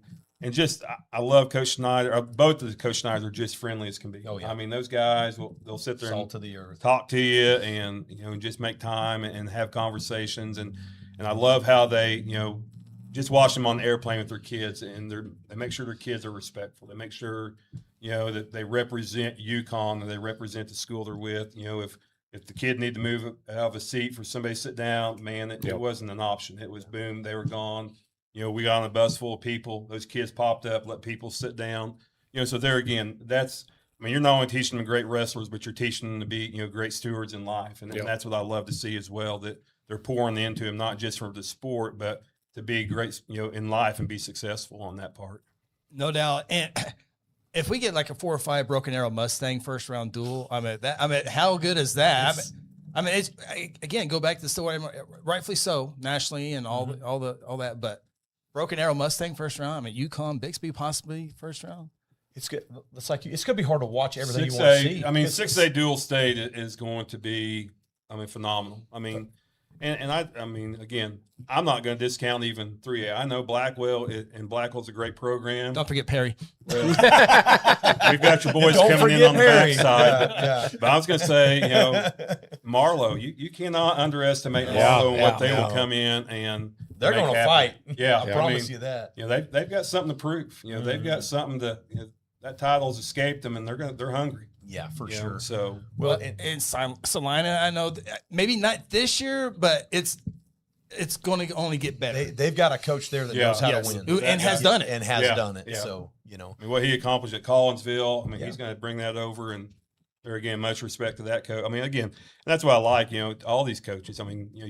You could make a list upon list and constantly change as to all the great attributes they bring to the sport and to their kids and to the programs, and it's ongoing. That's what I've always said. What I love about wrestling is just you can't ever say this is going to happen, because in the blink of an eye, it's going to change and somebody else is going to come in and dominate on that deal. So, well, and you talk about 4A, of course, Tuttle's won, I think 17 in a row, 18 in a row, whatever it is. But Shawn's been talking about Bristow, and the numbers, according to the polls, are a little bit closer. They're climbing. They're climbing, and Blackwell had some success against Tuttle. So maybe in Bristow's mind, hey, if we, they're not unbeatable. And so, and then of course you got Jared's Cash Bulldogs that improved this year. So, I talk all the time with coaching Little League and coaching parents, and even talking with high school parents with new wrestlers, that wrestling's it's a funny sport where the guys at the top, they improve slower than the guys at the bottom. The guys at there's a faster climb for the ones, but when it finally clicks, it might take 2 years, it might take 3 years, but when it does, a wrestler overnight can, so like, Coach Blake was talking, he's got some of these bigger kids that he likes what he sees, a lot of potential. We got to shore up a couple of things, and I think he's waiting on those click moments. Well, if those click moments happen at the state tournament, we might be looking at a state championship team, because that might be against a Stillwater kid. That might be against an Edmond North kid. That might be the upset that puts them over the top. And when you've got a roster full of kids like that what they're capable of, they haven't done it yet. But when they do, boy, that's, you become dangerous real quick, and it happens every single day in that wrestling room. Kids will turn a corner. They'll figure something out. They'll beat a kid that they never thought they could, and now they think they can beat anybody. And it changes like in a moment's time, a team that, supposed to be third or fourth place might be on the top of that podium. Well, that's just it. They just got to figure out that right move that works for them. I go back to Hayden Simpson. Yeah. If you ever watch Hayden, he would struggle with certain deals, but if he could get you right on that hip and then flip you, you're done. It was over. And that was always funny because you could sit there and watch, and you could kind of watch him position, and then right when that moment, and I would be that, okay, here it comes. Bam, and he had the fall on that kid who's wrestling, and so it just takes that kid figuring out what is that kind of move for me that makes it happen. And I've watched so many kids. That's what I love about again. You take last year, 3-time state champion, going for 4, got beat. Whether it was I'm overconfident, I've got this, or that kid was just that good that he had that right move. It happened. It's when what you're doing is working, you keep doing it. Yeah. The problem is the kid that things aren't working, they're doing other things until they, and so it's like, do you stay stagnant? Do you keep doing what's working? Do you keep climbing? And boy, if you get it wrong in the wrong day in this sport, it can, and one kid getting into the finals and putting another kid on the backside can be the difference in the state championship for the team. That's what's so awesome about this sport. It's 100%, a kid that I love to follow is Kel McPeak out of Pawnee.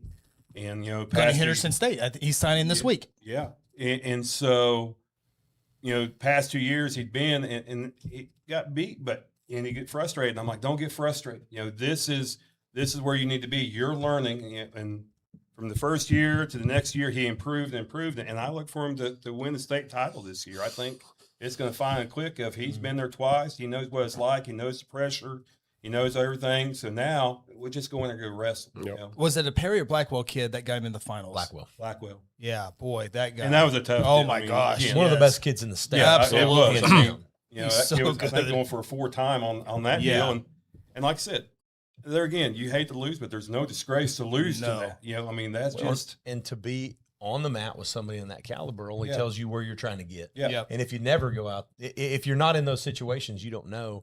That's going back to, like, say, I'm just referencing Coach Blake, but you put those kids in those situations so they know where they're at, and then they can evaluate, they can fix things that are broke, and then get ready for that state tournament. Yeah. Jared says, Ronnie, the Spartan, do something about him. I think he's referring to me, but but the other class this year with the emergence of Coweta, and it looks like they're the favorite. Carl Albert has improved as well. But you have some steady teams in there. Guthrie, McAllister, Elgin, Duncan, some teams you've known over the years. Coweta, Carl Albert have been good, but not where they have been. They're elite this year compared to years past. But you got some good teams in there that have, Guthrie's been there 5 of the last 7 years, I think it is. Elgin's been right. A lot of the same teams that have been battling are all right there. And I don't care who's ranked what in those duels, those coaches, especially in 5A, which we cover a lot of, but those coaches know each other. Yeah. They know, they know what those coaches are going to do. They also know these kids really well. And so you're going to see a bump here and a shift there. And that again changes things, in tournament style, you can't do that, but in duels you can. Which makes that more fun for me. Just trying to figure out, those coaches are trying to figure out a way to win this event, and that can get pretty clever and pretty fun. Well, you take all the broadcasts going on. Now you've got, real time footage. Of, okay, what are they doing? How's this? What's this kid weight? What's he wrestling? What's his moves? What's going on? We can break that down. And now we know going into this deal what we're going to face. That's every level. We go to youth tournaments on weekends, and I pull up the bracket, and I have a subscription to Flow, and I said, okay, just look at the last 3 matches, son. This is what he likes to do. So be ready for this. It's crazy. Well, to me, I love it because it makes the sport better. It does. Now, and that's kind of I love dual state. I love the state tournament because that's individual, but.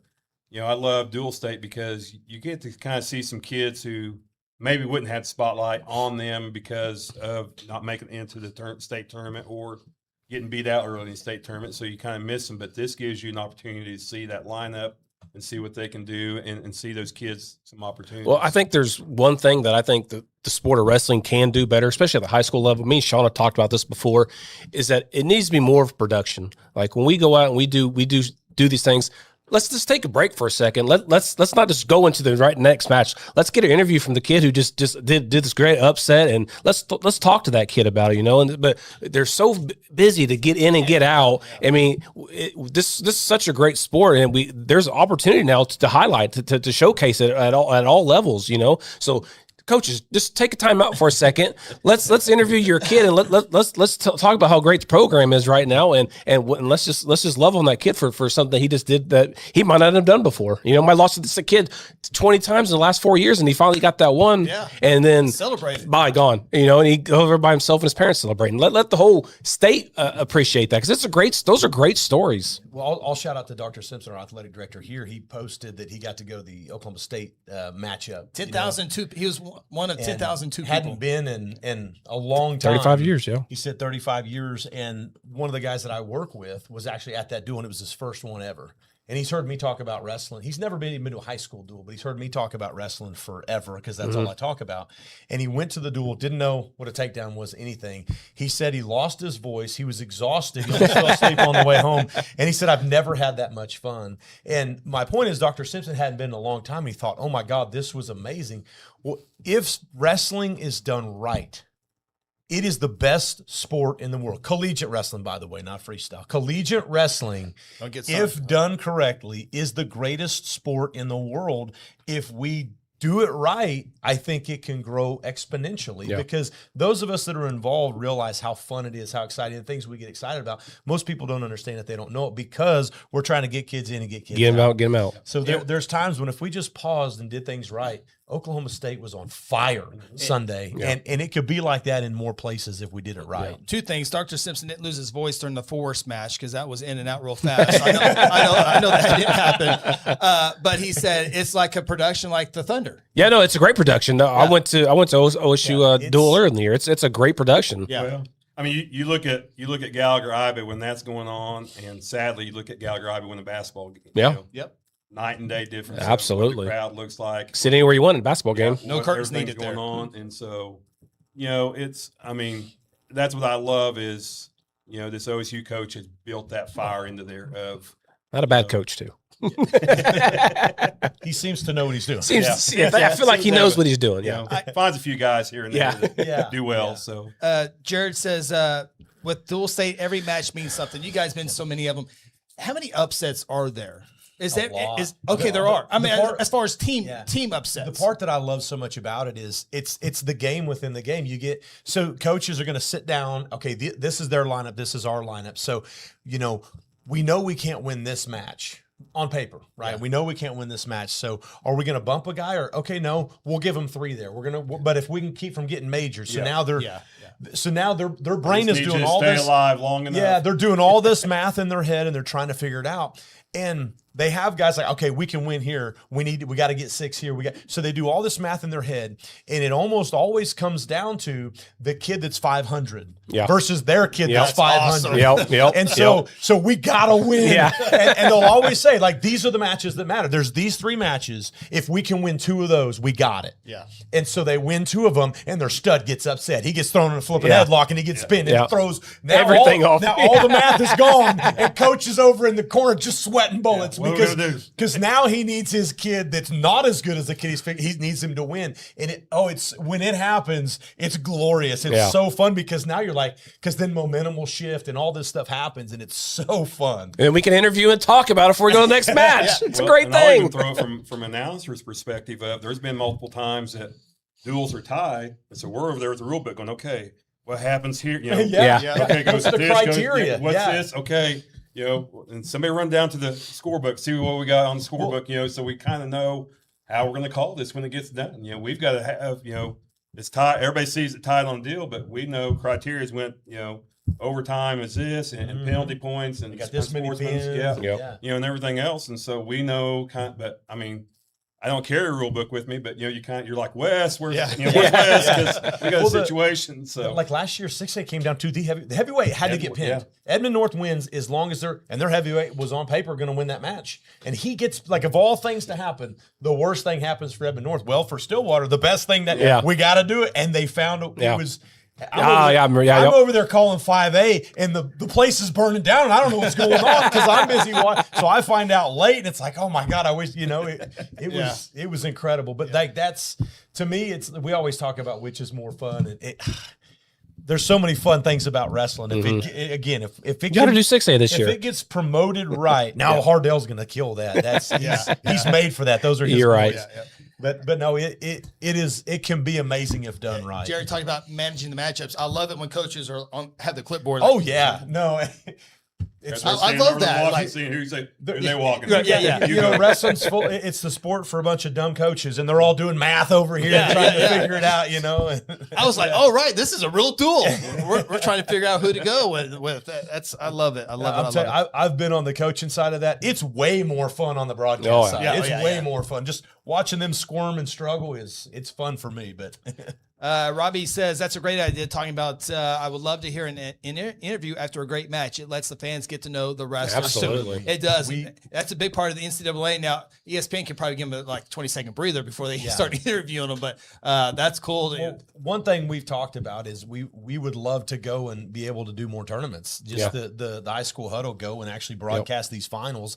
If we can work that out, if we got to figure things out. You know, it's not cheap to travel, but if we can figure that out, if we can get the help we need, it would be awesome to be able to go do more of that. Well, selling advertisements or something. Yeah, that. But as far as us who run the production, you guys are calling me and Chris. We're running it. We want because sometimes the setup's longer than the duels, right? So we want to get our money's worth. We want to interview people. We want to interview coaches. We want to interview kids after every match. You know, there's no telling what a high school kid who's amped up is going to say, and that's the great thing about it. That's why a lot of coaches are like, you see the coach right next to him. All right, go ahead. He might, no. He might say, "I love you, Mom," or he might say something else. Yeah, absolutely. Yeah. Well, it happens with football players, basketball players. I mean, let the wrestlers have a chance. Yeah. Because I laugh because like at state tournament with the bio sheets that we get, some coaches will say, "We'll fill that out." Yeah. You know, they don't want what he's going to put on there. I don't know what Ritz and Meyer's bio says. It is funny because we'll get senior night stuff and they turn in the script like, well, ain't using that or that or that. Don't say that. Yeah, that'd be really, really fast. So, all right, we're going to take our third and final timeout. When we come back, we're going to talk a little bit about the OSSAA, what Governor Stitt had to say about that. I think it's going to be a topic that will be talked about for the next several months here, and we're going to do that after our final break here on the High School Huddle.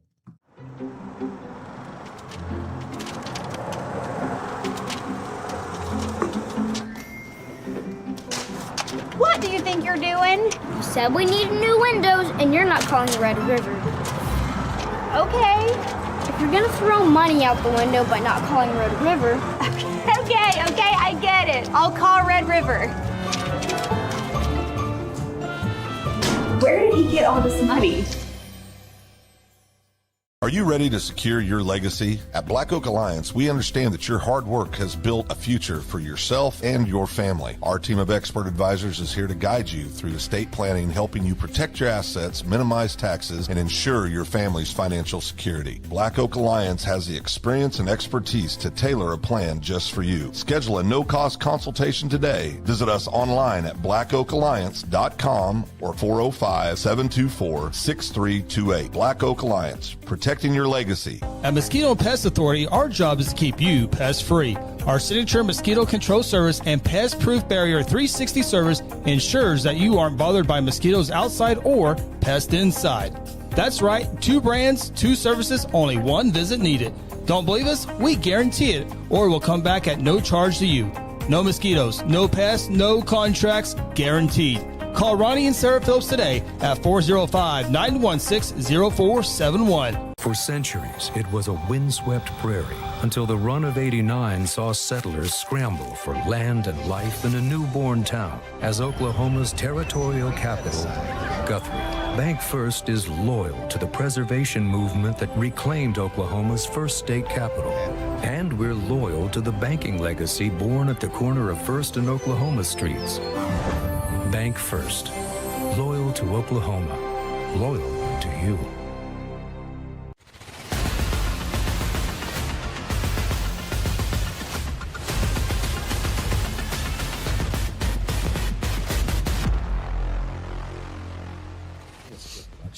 Welcome back inside the high school huddle here on Monday night, February 2nd, state dual, state regional, state tournament month. It is here. It is here. It's wrestling season. It is. Absolutely. It is. Ronnie Phillips, Shawn Silvis, Clay Drake, Chris Evans with you.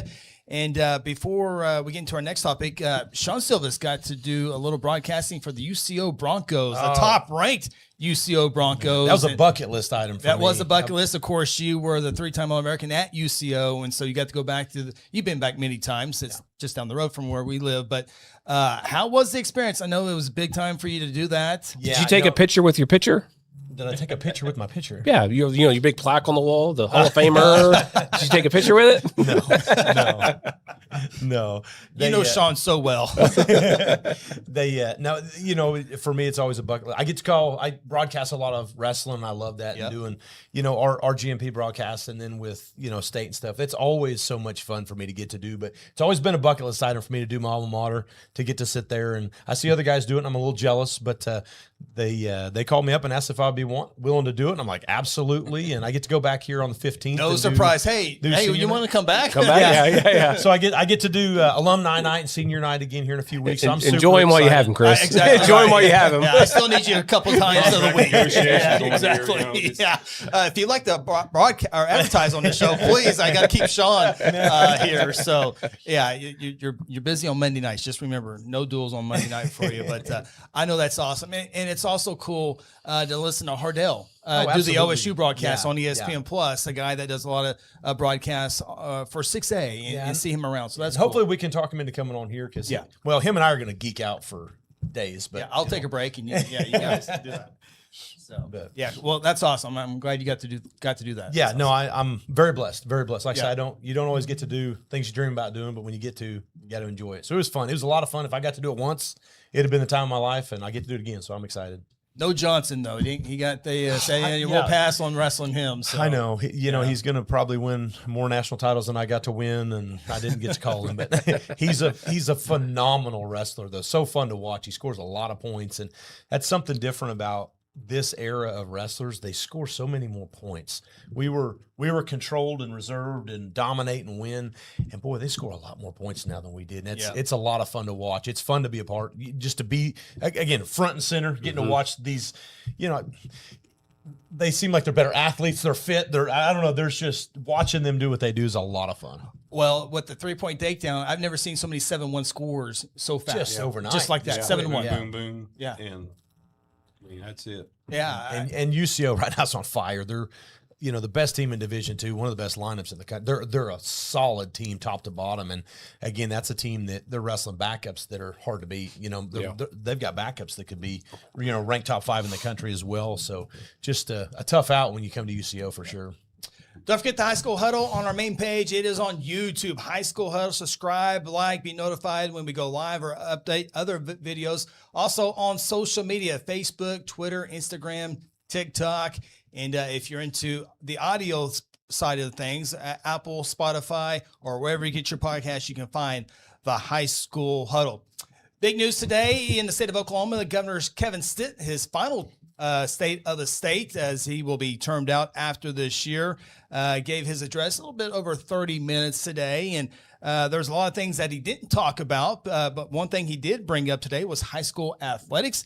And I got his embargo speech earlier today, or yesterday, I think I got the speech. But part of that was dealing with high school athletics in the OSSAA. And he said, in part, this is part of his speech, at the end of it all, a student can transfer to a new school, but they want to excel in athletics. Their opportunity may be blocked by an unselected and unaccountable high school sports association, the OSSAA. Last year, we heard stories of students who followed the rules and did everything right to transfer schools, and yet the Oklahoma Secondary Schools Activities Association denied them the chance to play basketball at their new school. Their parents had to hire a lawyer and go to court just to get to play at their new school. This is unacceptable. Again, this is Governor Kevin Stitt. Your ability to play sports shouldn't be contingent on your parents' ability to afford an attorney. It's time to eliminate the OSSAA and secure our progress with open transfer.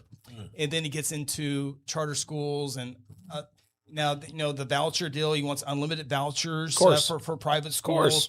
And so it's very political.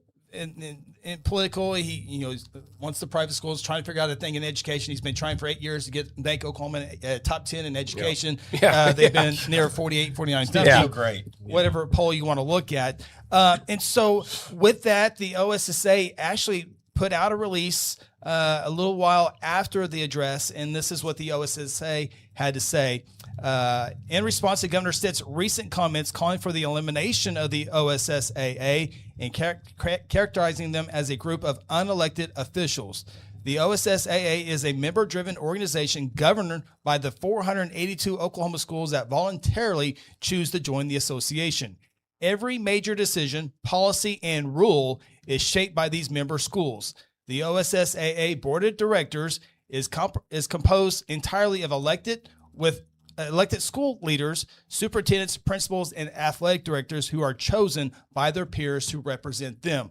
And then finally, the executive director for the OSSAA, Mr. David Jackson, says, while we are disappointed that Governor Stitt did not reach out to learn more about how the OSSAA operates, we welcome the opportunity to visit with him at any time. We would be glad to help him better understand our member governance structure and the work our schools do collectively to support students across Oklahoma, end quote.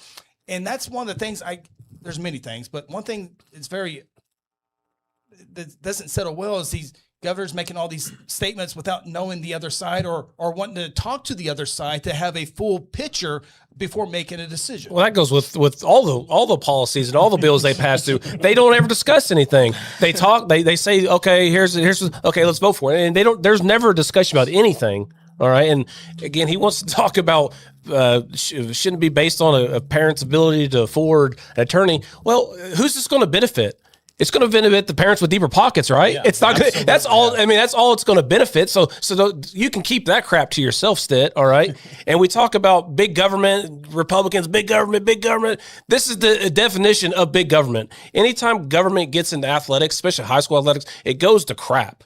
I mean, worry about the education, 48th in the entire country. Worry about that. The guys at the OSSAA, if you would have did a little bit of research, Stitch, you would understand that those guys that are in charge of that area, they're the most qualified, classiest human beings, men and women you'll ever meet in your entire life. And the board of directors, they're just as good as those guys are. And I'm telling you, it's an absolute shame that Governor Stitt comes out and says that and doesn't even reach out to anybody. Thinking, I mean, he's out. He's a lame duck. He's a lame duck. I get it. He don't have nothing to lose here politically, right? But it's just a shame to see that come out today. You talk about reach. It's an overreach. Golly. I don't. I'm not going to sit here and say I've always loved every decision that the OSSA has ever made because it didn't always benefit me and my agenda. But when you look at they're elected by athletic directors and school, like who do you want in charge of the school athletics for your children? How about teachers and coaches and athletic directors being in charge of that? Because who aren't, it's not their first year. These are people that have gone through the process of everything, and now they're trying to collectively make the decision of what's best for all the kids, not just their political friends' kids. I'm sure the people that the governor would appoint to these positions would have zero bias. Yeah, no conflict of interest at any point for that. No, they'd be straight as an arrow. And they wouldn't be controlled by people that make big donations to certain parties. And by the way, those Glencoe kids, they did break the rules. That's why they were denied. Okay, there's a technicality in the thing with that. Okay, we've done podcasts on that one over, but again, they broke the rules. Okay, so and it's a reminder. And we had Wes Ruth, our very first high school huddle wrestling show. He sat right here in the studio and verified the numbers. There was about 1,500 hardship waivers or hardship that came through. Over 97% were approved. Yeah. Well, what I go back to is they had their day in court. Due process was done. Just how it was set up in the American way of life. They had a chance to go argue their case. The jury of their peers found that there was no basis there, and so they didn't get to do it. And what more do you want? I mean, that's what I look at is, I mean, you've got people, like you said, they're in the industry. They're in the profession that are sitting there weighing those decisions and decide, is this good or is this bad? Do we, did this kid do wrong or do right? Yeah. And proceeding it on. That's how it should be. Plain and simple. We don't need to have any special committee, again, like you said, appointed. these are elected people. These are appointed people. Again, I've had the opportunity to deal with the OSSA for 12 years, and I agree.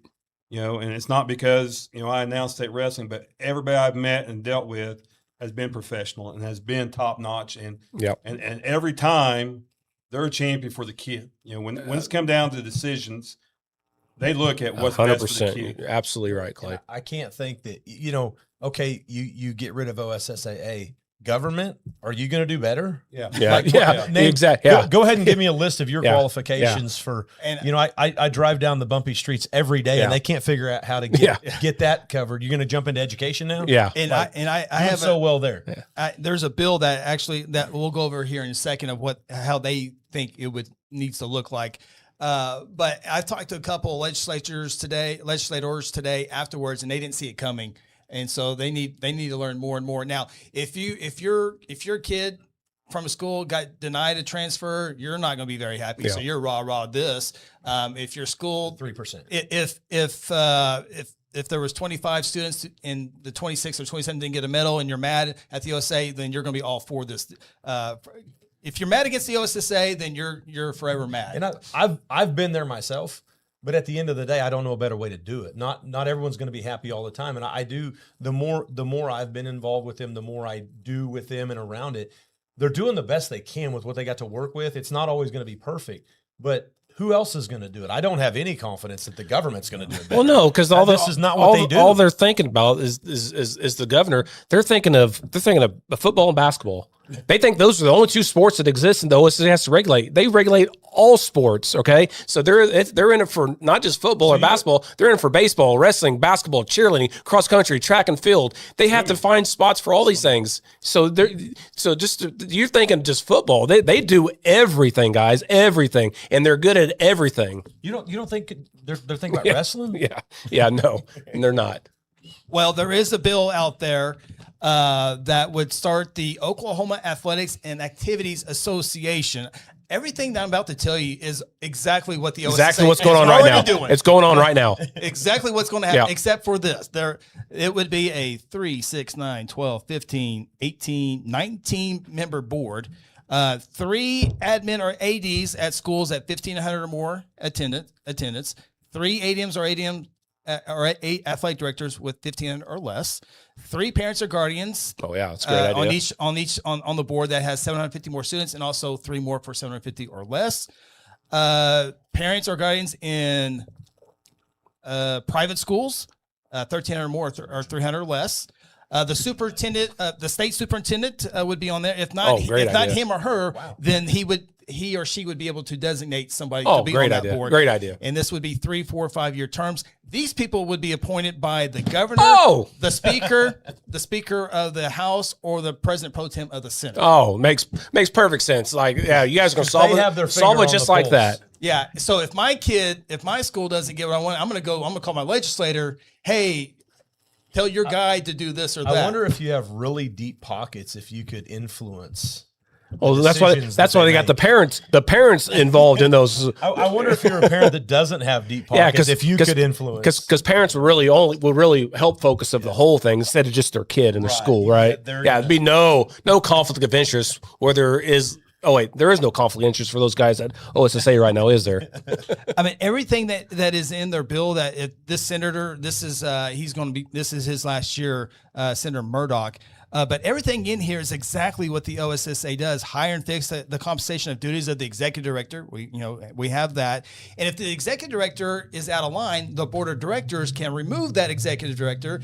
And if a staff member makes a bad decision or multiple bad decision, the executive director can remove that. So there are some checks and balances, and it's very 100% political. And they get into the bureaucrats because they don't think the people at the OSA are held accountable. Well, that's not true. Well, just talking with Wes, like his responsibilities aren't just wrestling. Wes Ruth, he's doing what he say soccer and maybe volleyball. I don't quote me on that, but he's doing other sports. Definitely soccer. But he doesn't get to just make a decision. He talks to his coaches. He gets recommendations on what they feel needs to change, what needs to be better, and then he has someone that works with him, and they come up with things, and then they have to there's a system they have to go through where there's a lot of it would be very hard for him to make a bad decision. Because of the way it's set up, and it would be hard for him to be bought and sold because of the way it's set up. It would be the system, the checks and balances exist in the current structure. He makes a decision, and then his boss says yay or nay, and then if they don't like his decision, then it goes to appeals process, and if they don't like that, then they go to the There's directors. layers upon layers. People just think it's what they say and it's over. That's just not true. It's just not true. And in my time of doing state tournament, I've dealt with 3 different directors for wrestling, and each of those 3 have been very pro coach. What can we do as a group to make this better? And have listened to their coaches and implemented things that their coaches wanted to see. Now they may put it in, and then next year that didn't work out so well. We're going to take it out, or we're going to tweak it. We're going to do something. But I've never known them to come in and say, "Hey, we're just going to do it my way." And go on. Just don't happen. Yeah, it's not my highway, their highway. Yeah. I wonder what kind of access a 3A wrestling coach will have to the governor of the state. Exactly in right. order to get something that needs change. I bet it's just a direct line of communication. Yeah. And this proposed Oklahoma Athletics and Activities Association is going to be perfect. They're going to have the same issues. In fact, this bill would incorporate public and private schools, and that's the discussion. Yeah. So you're already dividing people with your perfect little group here. Well, they've done so well in education. I can see why they think they could help out here. And I will say, when I seen the article come out, I went to the comments section. And I'm going to say 90% of the comments were pro OSSAA. And I loved there were some people said, I disagree with things that OSSAA does, but it's still the right body to be governing sports in Oklahoma. Well, they can do better, and they try to. It doesn't mean they're perfect. Yes. But there's a system in play. And, sometimes they know they need to make changes, but it's not as easy as just, making a rule. There's other things behind.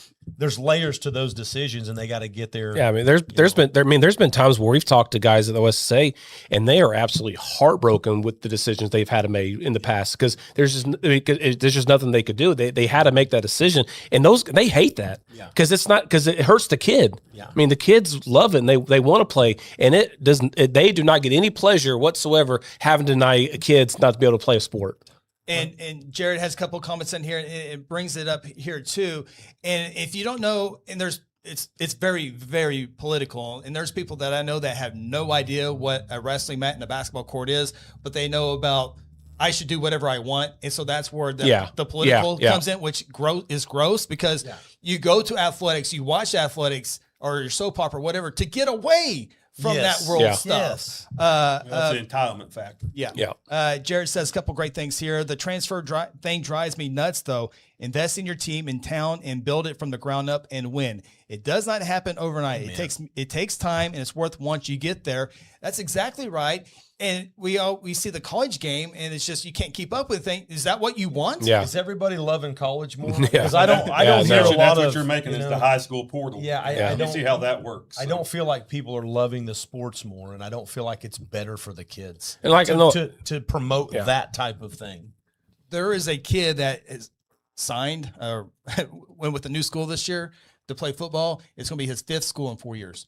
Golly. And not only that, when you go back to what Jared's talking about, the hometown kid, we'll just talk about Glencoe. Since he brought it up today, they brought in 4 kids to Glencoe. 5 kids to Glencoe. What about those 5 kids that were there their entire life, grew up in that town, did everything they could do to play for that team, and then they get into school thinking, I finally get an opportunity to start, and coach brings in 5 new kids, and guess what? I grew up my entire life here, and I never got to play for the team that I grew up rooting for because the open transfer rule. What about the parents who have paid taxes? Oh, good. Yeah. Wow. And like I said, and don't live there. They transfer. But I'm saying that the parents of those 5 kids have grew up there. Pay taxes. Pay taxes there. And a lot of these kids will never even step in the halls. These kids will never step in the halls of what the school they play at. They'll do the online stuff. And like I said, he can keep that crap to himself when he talks about you shouldn't be able to afford attorney. No, it's not. Again, this will only benefit the big time programs and the parents with deep pockets.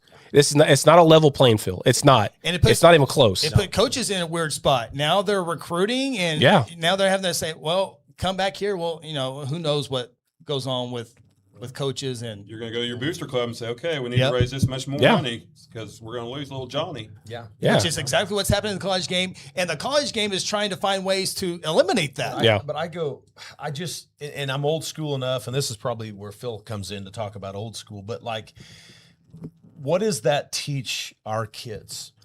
Are we teaching them that we do things right, Yep. we work hard, we build relationships, we Grow up we become down. accountable, we become dependable?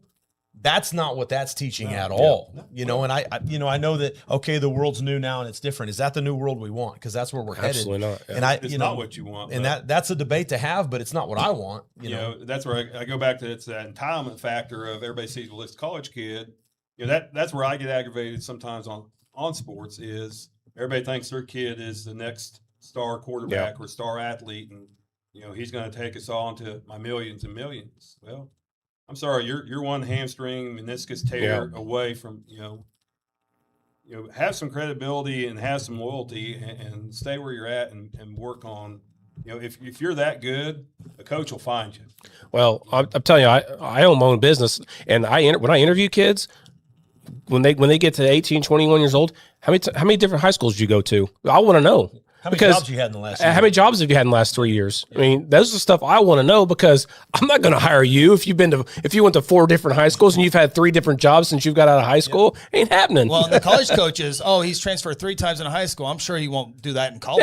Yeah. In fact, I'm almost to the point that some of these student athletes, the off season is their favorite season because they feel wanted and they want to go there. And it's like a new girlfriend every semester. Yeah. Oh, now the season. Now I got to perform. Yeah. Okay. And I do feel for the coaches because we've talked to several coaches that I think every coach we've talked to this year so far has had kids transfer in, and it's not that it's their fault. It puts them in a weird spot because, okay, if the number 1 kid in the state in 5A wants to come, he showed up and enrolled in my school, am I going to tell him he can't wrestle? Well, no, I'm going to tell him he can wrestle. It's understandable, but it does put them in a weird spot because there is this, when they got into coaching, they had this idea that, okay, I am good at this and I can make kids better. I'm going to build this and I'm going to have pride in this. And then now you're adding this other layer where, okay, we're letting them do 1 transfer. Okay. That's acceptable. And we're kind of getting used to that. And now we're just the government's going to get involved and it's just willy nilly and everyone can go everywhere. I mean, it's going to get to a point where every class is going to be like 6A1, 6A2. It's going to be 5A1, 5A2, just to have evil playing ground for some of these some of these sports. Jared and I are on the same page on a lot of these things right here. This crap teaches the bail when things get tough. See it through and learn something from adversity. Absolutely. That's like 195-pounder in 6A. Oh, I can't beat the Stillwater kid. I can't beat the Evan North kid. I can't beat the Bixby kid.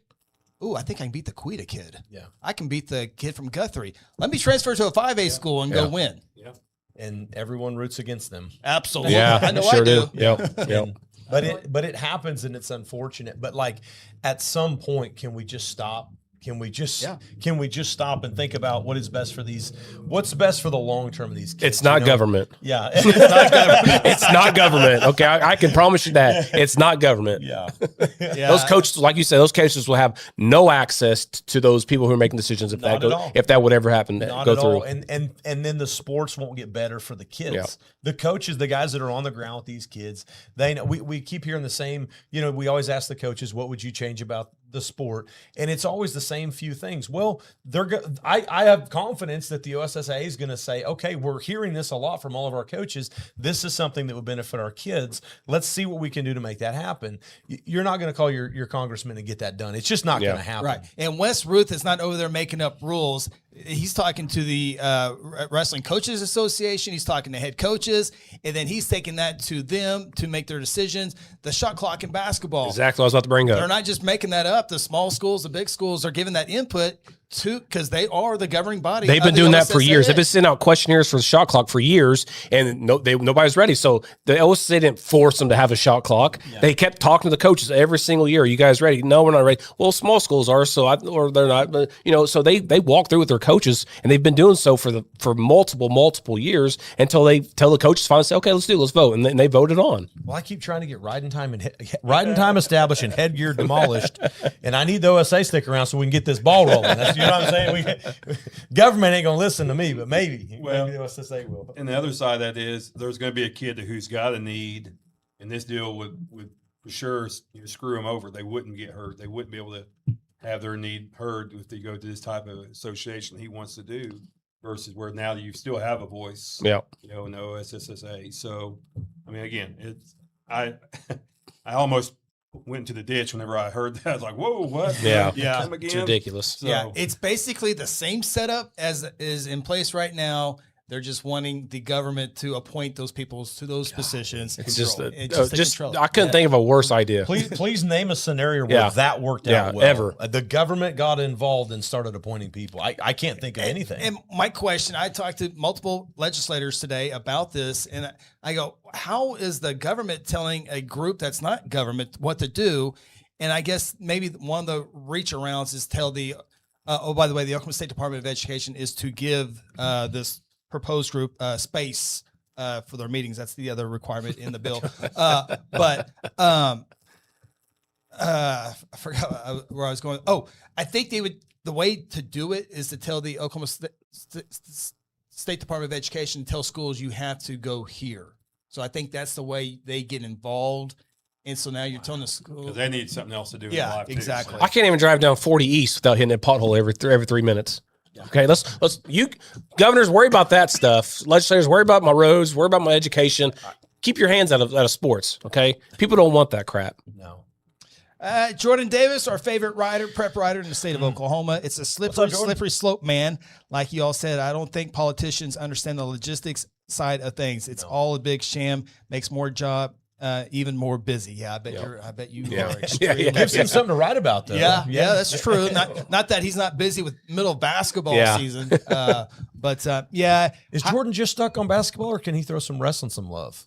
I think that one goes to his buddy Nick. Okay. I think Nick has the wrestling duties over there. He does Thunder basketball, so he's big time. Yeah. He used to come on our show all the time. He used to, yeah. He used now to. he's asking Shay questions. Yeah, Shay questions, LeBron questions, who's not even in the top 10, but his algorithm must have found the show by accident. I'm not sure what happened. Now we're texting today.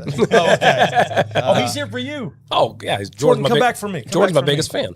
Jordan actually covers swimming. He got swimming. That's right. Yeah. Covers wrestling. Oh. Nick covers wrestling. Yeah, Nick covers wrestling.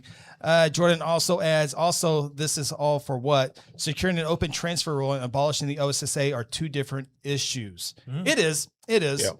But I guarantee you with this new group, because it's going to be government involved, it's going to be the wild. I mean, it's going to be. It sounds like the only reason they want to be involved with the OSSA is to. It's a political to thing. Take care of the transfer. It is a political. Like it sounds like that's they're what trying it is. to make it. Because, like I said, it's the exact same thing what we have now, except for they want the transfer to go wherever. They don't have control over it right now, and they want control over it right now. And I would say it. Shame on Governor Stitt for not reaching out to the OSSA to get both that's sides. terrible. You can still come back to what you want, but at least understand where they're coming from. Sit down and have a conversation. Yes. Yeah. No, he had the mic and he wanted to say what he wanted to say, and he didn't.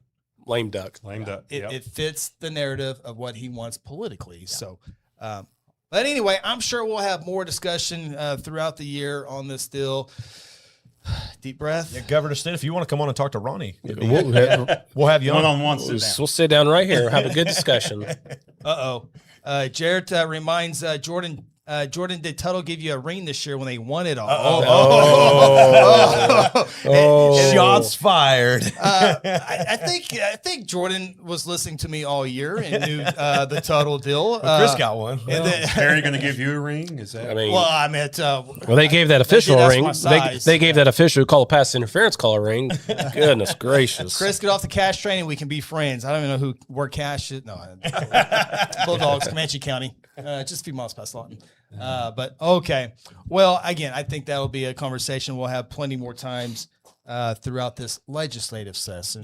Which I'm talking to my local rep. How did politics make it into wrestling of all things? Like wrestling, you solve problems on the mat, and now we're talking about maybe that's it. Maybe Ronnie and Stitt need to go to the mat. Let's do this. There we go. Now I will train you up, Ronnie. I got you. Give me a month with Shawn. Give me a month with Shawn. I'll take anybody. Double leg. Oh yeah. No, half. Exclusively right here. Yeah. Grab his ankle. Run it. I always like to ask this question. What did you learn today on this show? Anything?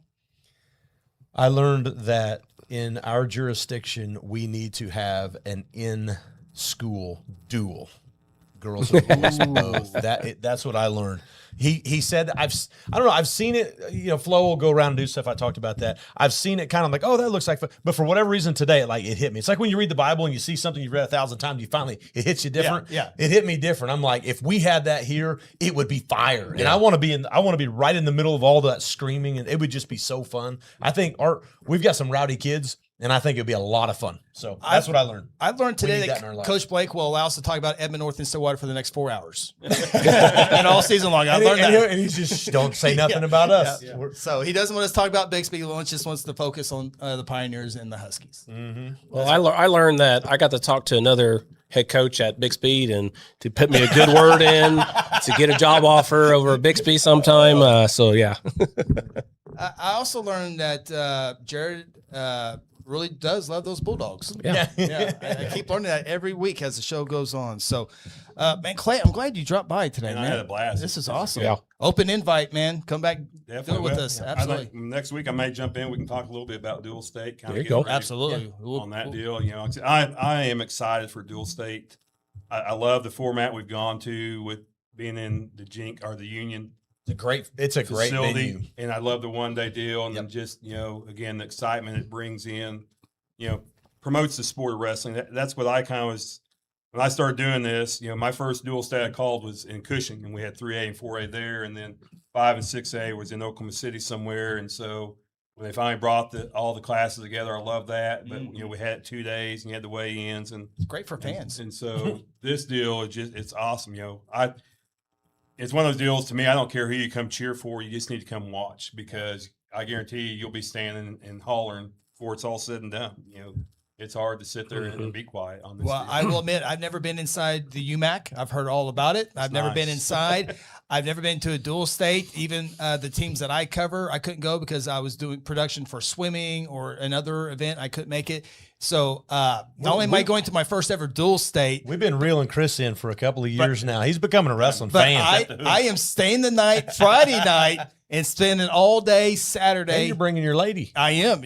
I tell And you, she's getting reeled in too. and She's a big becoming part of that fan. is because of you, the way you broadcast. Because and Hardell's good at this as well. Hardell knows the audience, so he's a little bit more above. But the way you describe it and teach it to, you're talking to people like Clay, but you're also talking to people like me and my wife, and we get it. And so now we're like, I'm so proud of myself. I'm like, the wrestling go, oh, he's done. And about 32 seconds later, he's done. That's the part that I'm like, okay, I've arrived. You're starting to see it before it happens. Yeah. Correct. We're going to see Chris going 2, 3.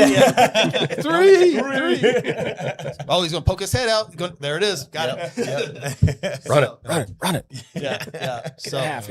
awesome. Well, I knew this show would fly, and it certainly did, guys. Now, one other thing, Ray Blake, good dude. Yes. This has been fun for me. I don't know these guys on the other side of the state. He's been around, for a while now, but so many good things going on in wrestling. And man, Bigsby, Ronnie's the Bigsby homer, but man, I'd like to go to that. I'd like to go down there and watch that, just meet him, shake his hand, and see how he runs that program. They're obviously doing a great job. And Ray Blake, hats off, man. It's a good thing coming. Another thing I learned today, Ronnie and Elgin are They're kind of having discussion. We're still strong.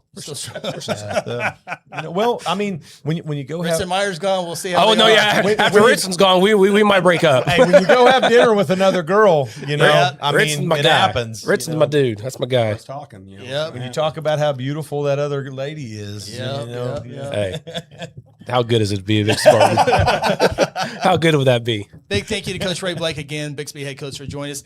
Big thank you to yeah. the Coweta Tigers Mafia.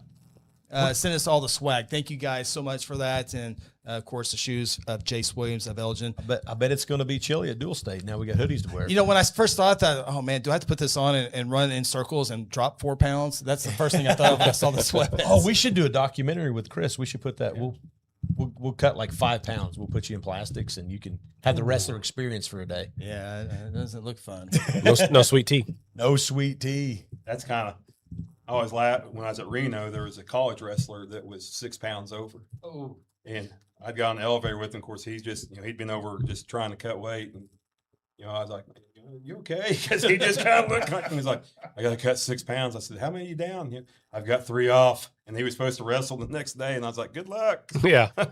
I wrestled with a coach that perhaps is coaching at UConn, allegedly, but I saw him lose 12 pounds in 2 hours running. Oh, I remember. Yeah, it was the most. I mean, wow.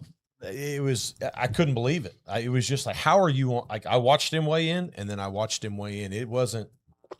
It was, and he went to bed and got up the next day and wrestled. It was incredible.